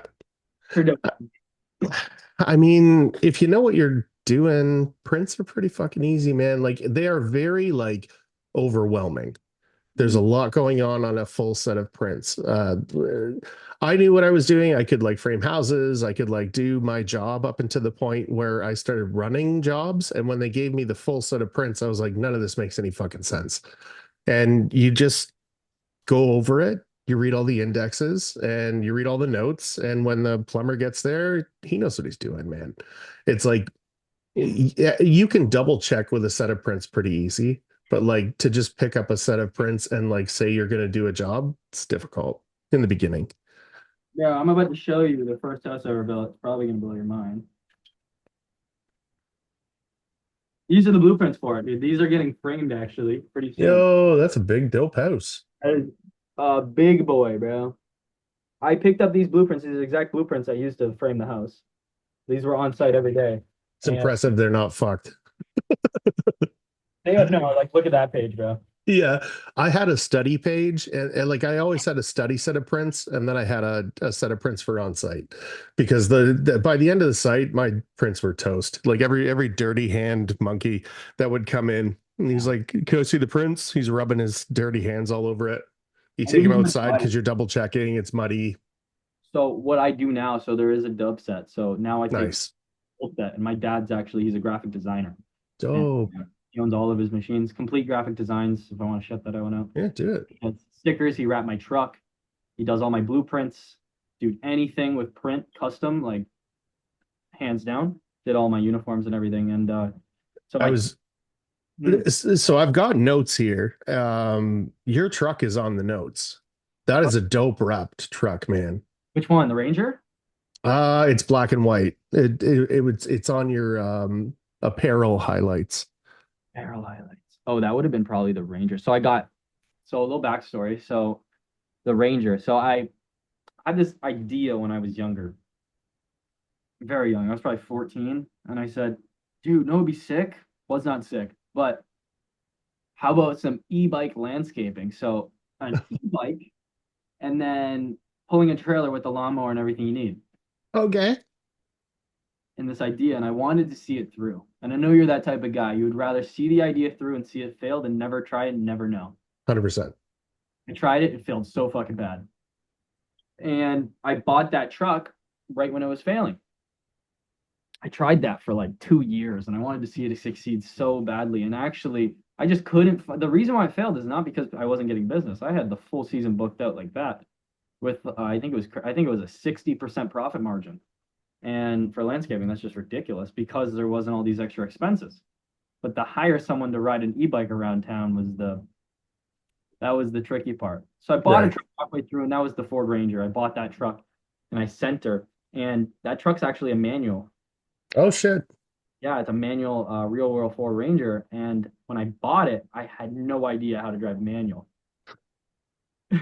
Yeah. I bought it. It was 2 hours away, like almost to Coburg.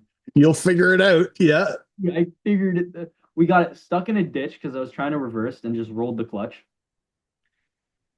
Got us out of a ditch, and this was on the test drive.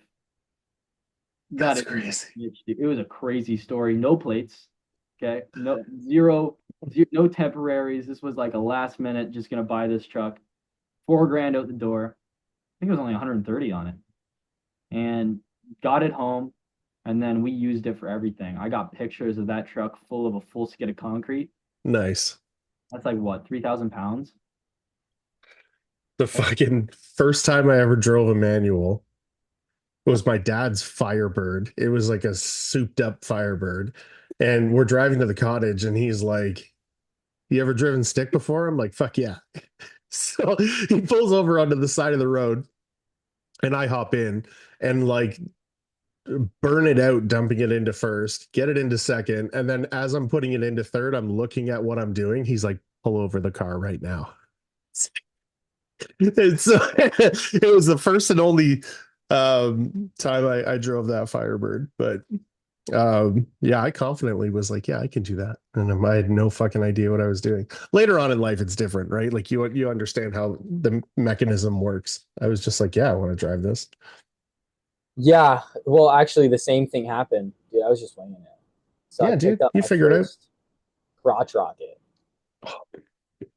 dude. Death First machines. death machines. I picked the first crotch rocket up. Yet again, no plates. Didn't learn plates for a while, and I picked up the first crotch rocket, and this was like an hour away. And here, just one sec, one sec.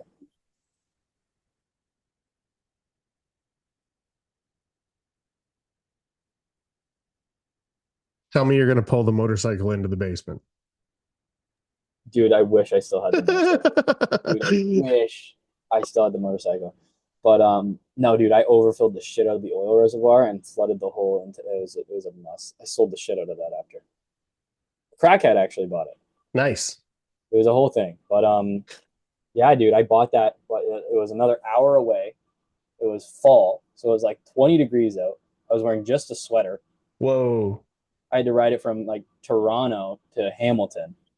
No plates, M1 license. Dude, I'm super reckless, just dumb. All the things you're And not supposed to do. Yeah. and this thing was like a Ninja 250, not a lot of power, but comparative to the 120 motorcycle I ever rode, there's a lot of power to jump on all of a sudden. Dude, it Jesus. was a crazy experience. I kind of want to circle back to the marketing stuff that you're doing because you know the truck plays an implement into that, like your clothes play into that. Mhm. Like you're talking about that you're part of like groups. Have you found that that's made a big impact on your company? It's very interesting. So, are your vehicles wrapped? No, but I've thought Okay. about it. You don't need a full decal. Full decal is like 4 grand, dude. Yeah, I know. Stickers under 1,000. Like you're looking at Okay. 400 bucks. Get a decal like my Ram. So my Ram's just decaled, and it was like 400 bucks, and that was real pricing because it was my dad that wrapped it, so that's real pricing. So you get that done for like 400 bucks or less, and that I've never once. I'll tell you right now, I've never once gotten a job off of a vehicle wrap that I know of. Really? Though when you show up, Yeah, right, it's a different thing. wearing a uniform, you just look way better. You look way more representable. So networking, though, I do have a very good insight because I am in BNI, and for someone like me and you, the best place for us is most likely not in a meet every week basis that I've found. I'm still in BNI, and I'm saying that as a contractor, you're most likely not going to find the most work in something like that. It's a lot of commitment because you got to meet every week, 7 a.m. at this place. That's a lot of money. It's $3,000 a year for Yeah, just okay. a weekly basis.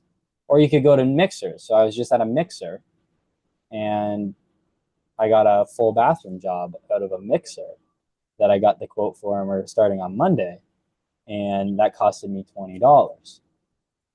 Not saying I didn't. I Just because I didn't get the upfront leads from, let's say, BNI so far, because I've only been in the chapter for less than 6 months now. Hmm. Though the stuff I'm learning is definitely interesting. So I don't think there's a longevity for us, but I think there is definitely a lot of short-term gains within a week-to-week basis with a reoccurring chapter or networking group. But going to the mixers and meeting the communities, it's definitely necessary, and you get the insight into, like, let's say you meet real estate agents. How do they run their companies? How do they run Right. their firm? How do the insurance agents run the insurance firms?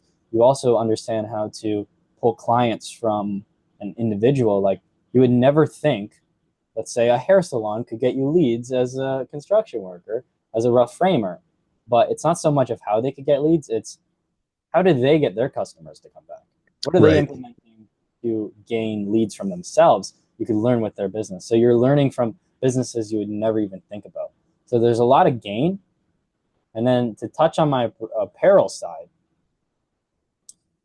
I do really like my logo is very different Yeah, it's a from, dope logo. yeah, I've gotten that a lot and I do really appreciate that. But I designed it myself actually.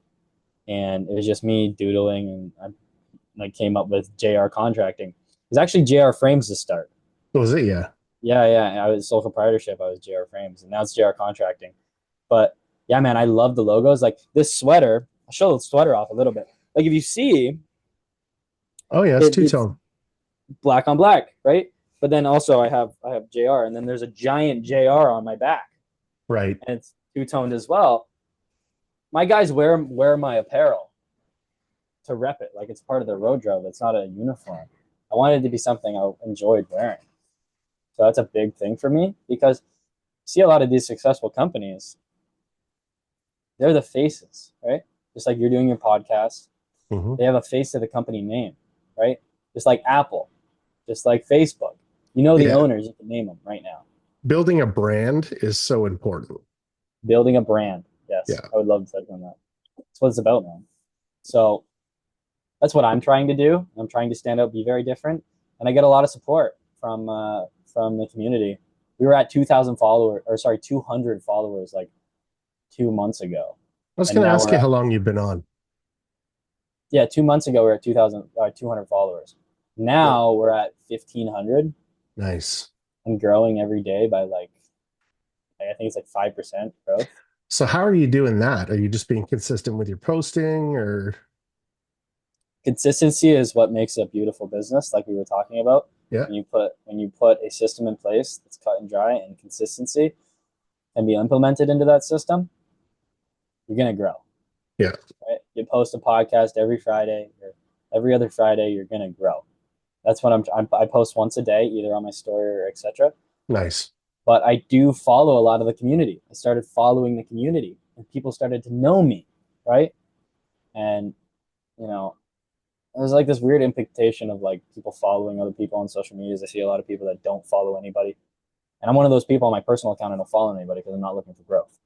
But in business, follow some people, man. Get Yeah. out there, follow the community, talk to people. I get so many people hit me up as a contracting company, being like, "Hey, man, you got work, this and that."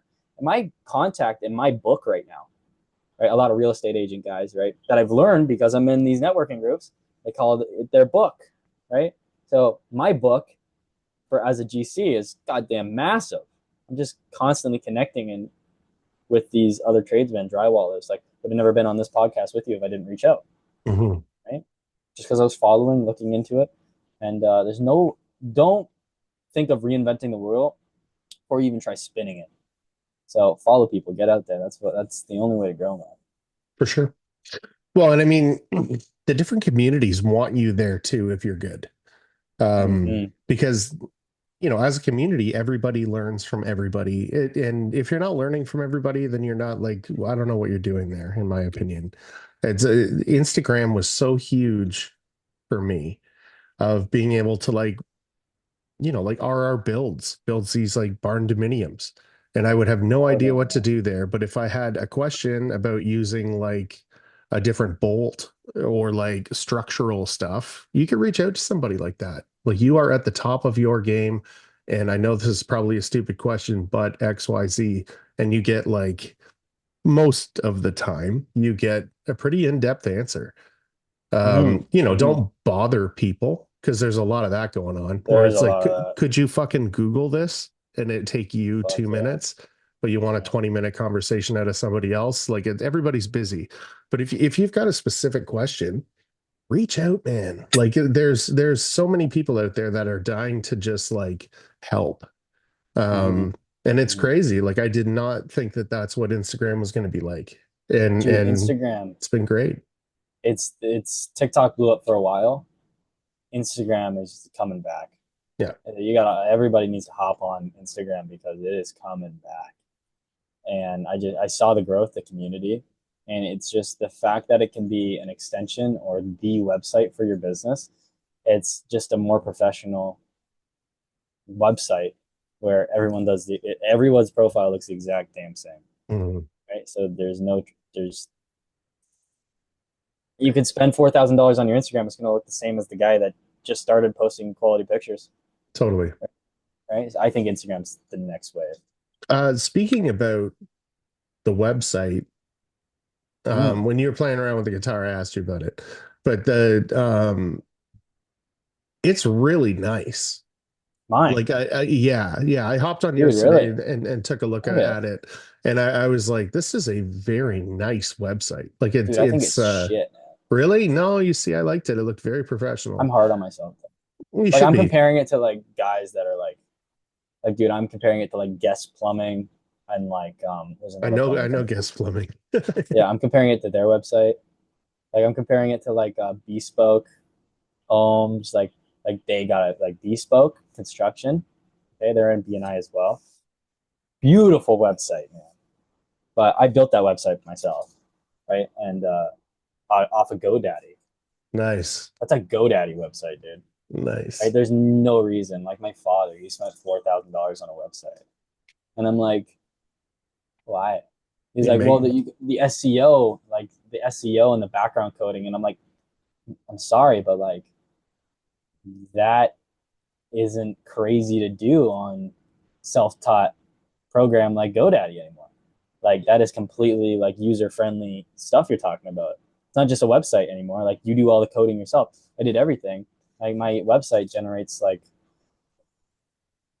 10,000 recurring views every month. I'm pretty sure, or something. wow. Like it's a decent number.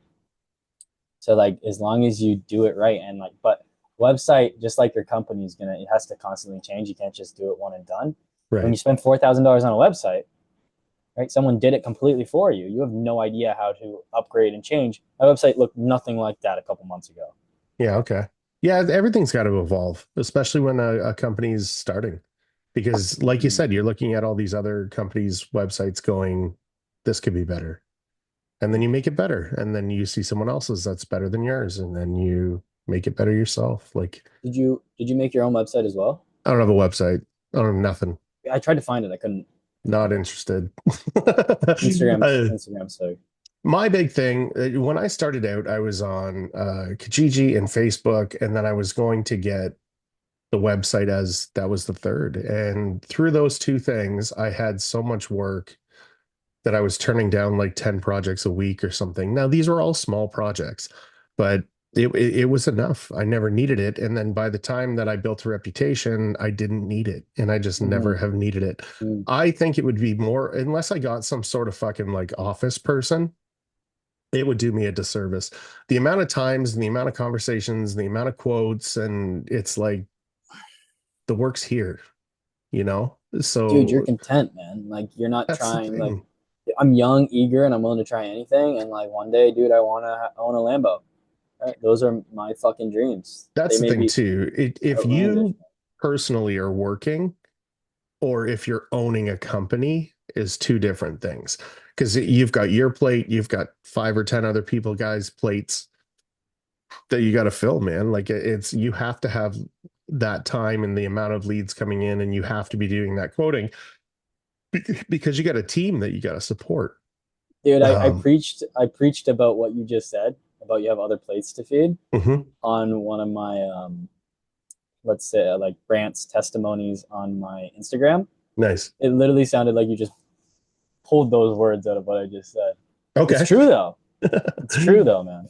That is the truth of it all. Like working for yourself and working and owning a business is very different. And that is the type of thing that could get you into owning a Lambo. I do not want a Lambo. I would kill myself in a Lambo, 100%. Dude, you're content, you have family, you have people Hmm. you love, and you're overall happy, right? And maybe I'll find happiness before then, and I won't need that. If You know, anything, yeah, it'll get you to it's the just being point where content. you find what you want, but you'll be in a position that you can attain it. It's Mm, nobody's ever made a bag of money and gone, that was stupid. It's very like, true. you know what I mean? Like build a plan, follow through with the plan. And plans change, dude. Do you want to hear When I mine? Sure. Yeah. Yeah. What do you have like a 5 and a 10 or Dude, I have yeah, no, I have like this and this and this and this and this. dope? Big, Yeah. big dreams, man. They're good. You They're, were saying something though. What were you saying? oh, I did. Like I had E on here and he talked about owning a boat. He's like, I want to own a boat. Right. And he's like, Solid but dream. for me to own a boat, that means that I need time to not be working, to use the fucking boat and, the expenses that come with it and this and that. And he's like, I'm not really there right now. And by the time that I get there, probably not going to want a fucking boat. Probably not gonna want And a fucking boat. that's the thing. It's like, you got to plan for it, man, but What have does big the boat dreams.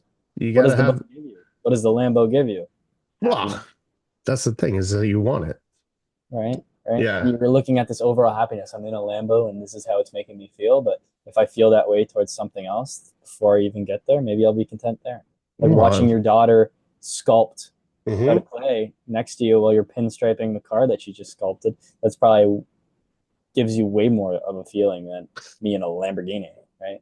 Yeah. When you like, I break things down fundamentally of like, what are the things that I want fundamentally as opposed to what are the things that I want.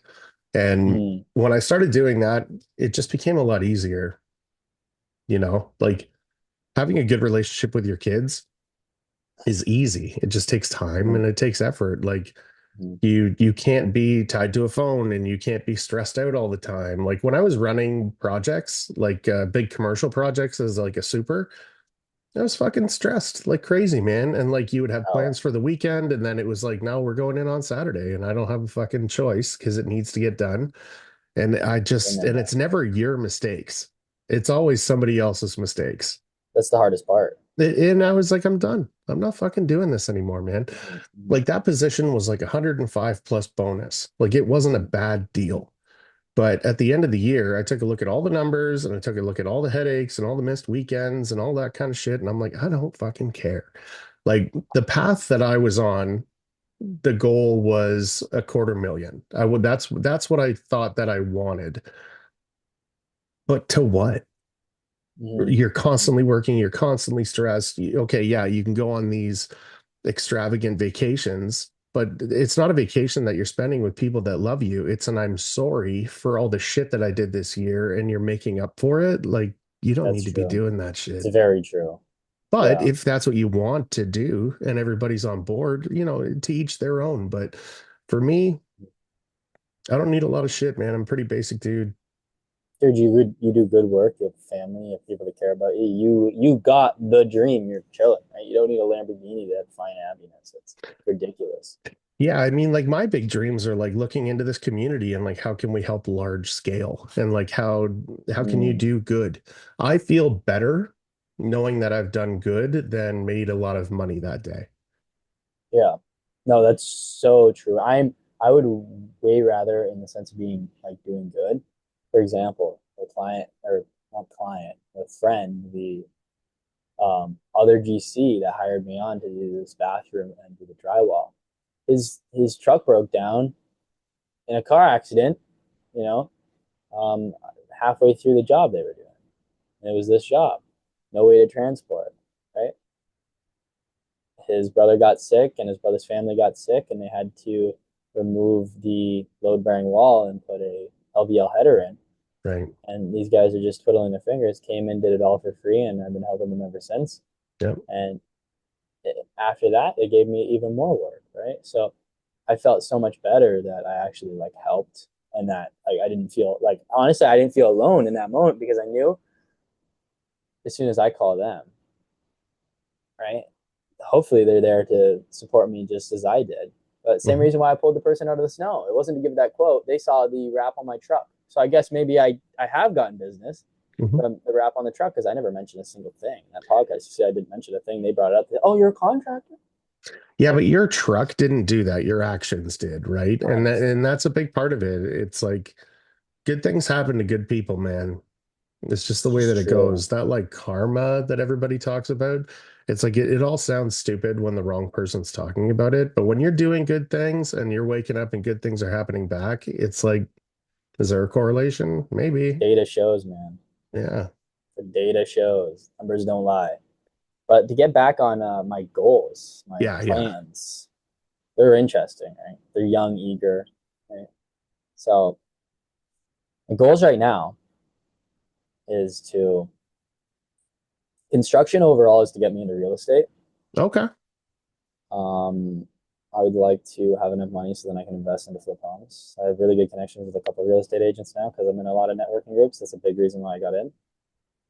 Construction is only to get me into real estate.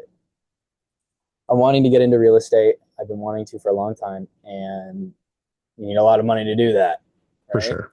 And understanding when you buy a house, right? You buy a house, you have no idea what you're looking at. What are you buying, right? It's like buying a car and never done an oil change. Hmm. You're relying on someone else's experiences.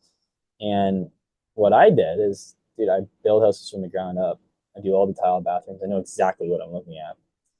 And on top of that, I can buy a house that's I can flip a house from straight studs Hmm. for a fraction of the cost. So I could build a house for $100 a square foot, right? So when it comes to that, that's to get me into real estate. And I understand that on the Lamborghini and actually be able to drive the Lamborghini, you have to have the time, right? Hmm. So you need that passive income. There's um, passive income, portfolio income, and then there is physical labor income. There's three types. There's not only two, and you need all three. And get me the passive, 100% in real estate. I need to rent the properties out, and I want to not only gain equity on the properties that I flip, I'd like to actually be gaining a profit. When you flip a house, you're way more likely to actually be gaining a profit margin, an actual liquid when you're sitting on the equity in the house when you Right. flip. So that's the long term plan. Let's get myself into real estate to have that liquid. Now to get portfolio income, because it's not passive, it's portfolio income. When you have the other businesses, let's say, because they're not passive, you're still doing work with inside. Um, I would eventually be buying out a glass company that I'm affiliated with, and I would love to get into service storefront, which would be entail like barbershop or tattoo. Not tattoo. I'm looking into pursuing a barbershop right now, so I'm looking to expand into more passive sides. And the biggest thing, okay, well, you need to trust people. Well, what have I been preaching? The Hmm. guys, when I started my company, they're still with me to this day and happier than ever. So I definitely bring something new to the table. I do believe I have what it takes because I'm very coachable, and I always want to innovate. But to break it up into this is what I'm going to do, I would like to have enough work to supply my framing company, have Hmm. enough work to supply my contracting company, generate another contracting company. So there's three crews. But then once I'm at that stage, I would like to start flipping homes. So my one contracting crew is actually inside flipping. My other contracting crew is still generating the income with my returning clients because you don't want to just cut those clients off. And as soon as you start flipping, everybody invests all of their time and energy into flipping. That's your biggest mistake because now all these Yeah. people that are, hey, do this, do this, do this, do this, you're like, sorry, can't do it, right? So having the two contracting crews will enable that. And if I want to take on two properties, I can, right? But I'll still at least be able to take on that work that's coming in. And then framing side, the reason why I'm a rough framer is to eventually start building my own houses. I don't know if That's that where the dream will money ever is. happen. I would love it to, but if you know how to frame and you're also a contractor in the industry, you can basically do anything when it comes to building houses. It's kind of foolproof. Eventually, I'd like to build a house, and I know I'm going to say that it's going to be my forever house, but I know I'll get bit by that bug of I built this house. It looks awesome. I wonder what it's worth, and then I'll sell it, and then I'll start the next house. Like That's what happens, man. but I mean, I'd love to spend my 50s doing that, man. Building Dude, houses and then you living get in them for a bit, fucking sell them, do it again, get a double wide, pull it around. what you got to do, right? Is because we own our own businesses, right? You're aware of this. Is when we build the house, but we don't build it underneath of our business name, we avoid all the capital gains. And you got to own a house for 3 years, right? Mhm. Back in the day, you had to own a house for 3 years in order to avoid the capital gains. Now I think it's less than that. And with the new government coming in, it's going to be almost none. So it's definitely, we're developing into a market right now where it's pushing the housing market to develop and for there to be more affordable homes. That's definitely something we need to get on the train of, is to build our own homes, avoiding capital gains tax, etc., etc., etc. I will never become a builder. It's just you have to do so much sheer quantity Hmm. where it's hard to keep the actual passion alive. And on top of that, the attention to detail and quality. Like I'm on all of the directories for all of the builders. Contacts I have are stupid because I'm sourcing all these directories, just calling, cold calling. And they're like, dude, what the hell? How'd you get my number? I'm like, yeah, I'm on the building directory. And the amount of sheer like complaints and calls that I see from the sheer amount of like, I'm not gonna name any names, but just like every building company is just at least like one previous call from last year of just a complaint of something that happened in the house. And I'm just like, I will never get into that because there's not Yeah. a single one, man. Like 300 houses, but what, 20 of them had deficiencies that are major enough to be called on like $250,000 claim? Yeah. Like, are you kidding me? Absolutely not. I'm good. No. Yeah, It's man. good to have foresight into what's going to happen. I had a conversation with a guy who was like a super high-end finisher. I was still framing, and he said that my framing was phenomenal. He taped behind me on a project, and he was like, if you could get into finishing with that attention to detail, um, in the next 10 years, finishing's going to double for good finishing. Um, because all the guys that are good are going to die off. Nobody got trained properly. Everybody knows best. And there's a lot of work for those guys for sure. Mm-hmm. Um, but they're not the best, Yeah, and the guys that are doing the real high end work, in the next 5, 10 years, you're going to be calling your own shots. Do you want it done? This is what it costs. And then getting yeah. into that position is really kind of where I wanted to be. We'll see. You did it. Yeah, no, you're almost there, man. Like you're talking about like right now, a lot of my jobs are 50% the material, right? Hmm. But to get that quota, like that's crazy. To have a 50% profit margin, right? That's something that to like I know you're at the stage now where you're looking at a higher percent profit margin, but to Hmm. even achieve that, right, as a newer company in the industry is very hard. So like you're already there, man. Remember that, you know, when you climb all those stairs, you get to the first landing. Uh-huh. Remember that you're at the landing. You're always going to make more stairs. You're never going to be at the top. You Yeah. may see the top near, but it's you're hallucinating, bro. Just remember all the stairs that you climbed previously and how many landings you got to. Right? It's hard to reflect on how much we've actually done and give ourselves a little bit of credit to keep It's us going. pretty wild, man. At It's the just end of true, every man. year now, we do these reels of everything that we did. And if I put in all the stuff from last year, I would have made like 4 or 5 reels. It was just Yeah, like it wasn't even my work. It was the pictures of like people that I was with in the community. Like it was yeah, crazy going back and looking at all the shit that we did last year, and it's just like none of it phases you. You're just like, what's the next thing? What's the next thing? what's the What's the next next thing? thing? Dude, I built four And houses last year, and still I'm like, now I'm like, okay, I got to do more, got to do more. And remember what I say when I was 16, I told my boss I'm gonna build my first house. yeah. That was the biggest landing to get up on. Build my first house, right? And now I'm looking at, okay, dude, I got to build 12 this year, right? Yeah. True, man. So true. Yeah, it was crazy. I had Aaron on here in December just to do like a recap of the year, and like I went through all my stuff to figure out what the year was, and it was like we were talking about stuff that we forgot about because it was just like, oh yeah, I Shit, we did remember. that. Yeah, and it's like these huge things, but it's like you don't. That's not the way you look at it, right? It's a long game. It's not a win. It's Yeah. a be here forever.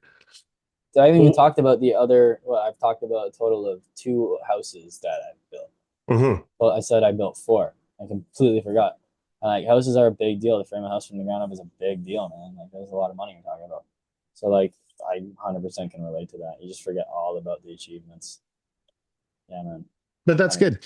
And, you should always be looking ahead anyways. It's nice to reminisce, and it's nice to like, appreciate the things that you've done, but you can't like sit there. You can't be the guy sitting on a fucking couch going, No. I could have made it pro if I didn't fucking twist my ankle that one time or whatever. Like it's like, no, Mm, there's none of that. it's a It's, balance. all those things that you've done previous are a collection of what's made you who you are today. Focus on that person and Mm. just keep going, man, for sure. We're Man, I gotta. getting about 2.5 hours here. No way. Yeah, we're getting That's pretty the longest close. one. That's the longest one you've Oh done. Christ, four almost three, Or three. Yeah, it's either Nate or Hayden. I think it's Nate, and I think we did like 3 hours and 40 minutes or something. Jesus, we gotta Yeah. do. We definitely once I get my podcast going, I think that'd Oh, anytime. be Yeah, dude. I got nothing but time for that kind of stuff, dude. That'd be dope. That because it's bringing something new to the table when you have in the truck, right, driving, you got the 6 shots, and it's just there's so much going on because podcasts a lot of people that the attention span just isn't there anymore, Well, and and it's a new approach, right? Which is going to be cool, and people can watch it, and it'll have a lot of visual stuff going on, but people can also just listen to it. And that's true too. yeah, you're kind of blanketing a few different markets doing that. I think it's smart. You Yeah, had the same me. idea, right? What's that? You had the same idea. You just never went through with it in the Oh, past. I wasn't thinking cameras and shit. Like that was going to be a dick around podcast when we were driving just to make it work. Like what you're talking Oh, about is like a big difference. Like I think that's going to be okay. super dope, man. Make sure, Give me some insight. Yeah, yeah, make sure you speak up when it comes out and we'll pump it up. yeah. No, that'd be sick, dude. No, that'd Yeah, be dude. awesome. That'd Yeah, be I think that'd it's be gonna be fun. a really, really cool first podcast. I think it's really good. And two Chucks in a truck. I'd just touch on that Yep. a little bit. Yeah, rings. Um, so actually, there is someone in my BNI group, and he has a showroom. He's a nice showroom, and for it's elegant bathrooms, right? Okay. And he's like, yeah, man, I just I joke around. I used to be a Chuck in a truck, whatever. And I No was like, what'd you way. just say? What'd you just say? He's like, yeah, man, like I used to be a Chuck in a truck too. And I was like, yep, stealing the shit out of that. Yeah, you're like, sign this napkin. I'm stealing that. Yeah, yeah, exactly. He did sign. He didn't sign, but it's fine. I already That's claimed the rights. that's dope. Yeah, dude, we'll have to have you back on for sure. That'd be I awesome. love I love doing second and third ones, man. You catch back up with people and it's like it's a good That's what we deal. did. Um, yeah, man. It's nice to meet you, man. And you know what? Honestly, if you could, any of the expos that you go to, Hmm. I would love to see insight on how to get into a couple of those because I would love to see the community there. We're Um, going in March. There's Intex down in where is it? Charleston, South Carolina. South I don't think Carolina? it's Charleston. It's somewhere in Carolinas. But yeah, reach out to me after. I'll let you know. That'd be sweet. Going to Yeah, some expos. it's dope, dude. I'm gonna fly into Tennessee, meet up with Caden, who's the multimedia sales guy for Columbia, and then we're gonna hop in that big rig and we're gonna road trip it across. It's gonna be dope. Yeah, man. No, that sounds awesome, dude. I'd love to eventually get into something like that. Yeah, the more expos you can start going to, just like what you're doing with your marketing stuff now, like not marketing, but like networking. There's a Mm-hmm. lot of networking going on there. You can meet everybody who's anybody from the companies. It's a good time. Mm-hmm. Yeah, man. Oh, you just give them insight on how they could improve their tools, and they love to hear it. So I mean, that's a big part of it, man. There's a big difference between telling somebody from a company that like this sucks because XYZ. It's like, go sit down. You're probably not using mm, it properly mm, anyways. mm. But somebody that knows what they're talking about and has real input, companies are looking for that because it's like I was just talking, well, Dennis from CGC gave me this fucking mug. He's a good guy. No way. Yeah, oh, Awesome. Dennis is the best. And that's what he was saying. He's like, I want to know every fucking time something goes wrong with any of our products. And like, you are not complaining. I need the feedback. And it's like, That's okay, okay. Right. And, yeah. again, kind of having the balls to do that. Like, everyone's a person, right? It's not like Mm. you're complaining. If you're asking for my input, I will give it to you. Yeah, And man. that's something that needs to happen. R&D work, like, Mhm. um, we got the first round of knives I heard that like Columbia's nice. Yeah. back in April or something Yeah. like that. Yeah. I got the trowel in like September or something like that, and they gave a bunch of different people a bunch of different trowels and got a bunch of different feedback. And that's how it works, man. R&D is dope. A lot of it happens behind the scenes, and all the work happens through the company. So Yeah. you can't think like you're a part of whatever is going on, but giving feedback, real world boots on the ground feedback, you can't buy that, Mhm. right? It has to be given. It's How's the 6 foot bazooka from Columbia? I heard that came out. it's pretty Did dope. you see that? I've implemented stilts. I So love stilts, dude. yeah, I'll never need it. And then Brad Hanna hooked me up with this like super dope auto taper, and it's got a second sleeve on it, so I can cut, like I can run 11 foot and then still be able to cut it. So Oh, so that I makes kind of don't need the 6 foot taper, but like Danny Moody, guys like that they're always doing high work. It's an asset, man. Being able sounds to, like it. Yeah. yeah, like anytime that you can eliminate a process, Mhm. that's good, man. Mhm. Not having to get on stilts, or like only having to be on stilts and not on a platform, that's a Mhm. game changer, man. Well, look at McDonald's. They turned into having to flip the burger, check the temperature and everything. You just click a button. That's crazy, man. I had no Yeah. idea. Yeah. The Okay, man. robots. I'll let you go. This podcast is going to go 4 hours long. I'm going to be here till 11 o'clock. Okay. Do your shout outs. Where can everybody find you? Like, what's all your stuff? Yeah, man. So Instagram's a big thing. We talked about it. It's JR underscore contracting. Hmm. Instead of ing, it's an L instead of an I. It was taken. And then TikTok, it's just JR contracting. Honestly, look up JR contracting on any platform that you have, and I'll pop up. Dope. My podcast is going to be available on YouTube. It's going to be available on Amazon Music, Spotify, every single streaming platform you can think of. It's going to be on Nice. every single one. And then, yeah, I'm sure we'll do a couple partnership posts in the future, and that'd be pretty 100%. sick. You know. Okay, brother. Well, we could wrap her up. All right, It dude. was Well, amazing. I thanks really for being appreciate it. here. That was a absolute pleasure to meet you, buddy. Okay, Yeah, man. everybody, be humble, treat everyone the same, and do your fucking job. Thanks.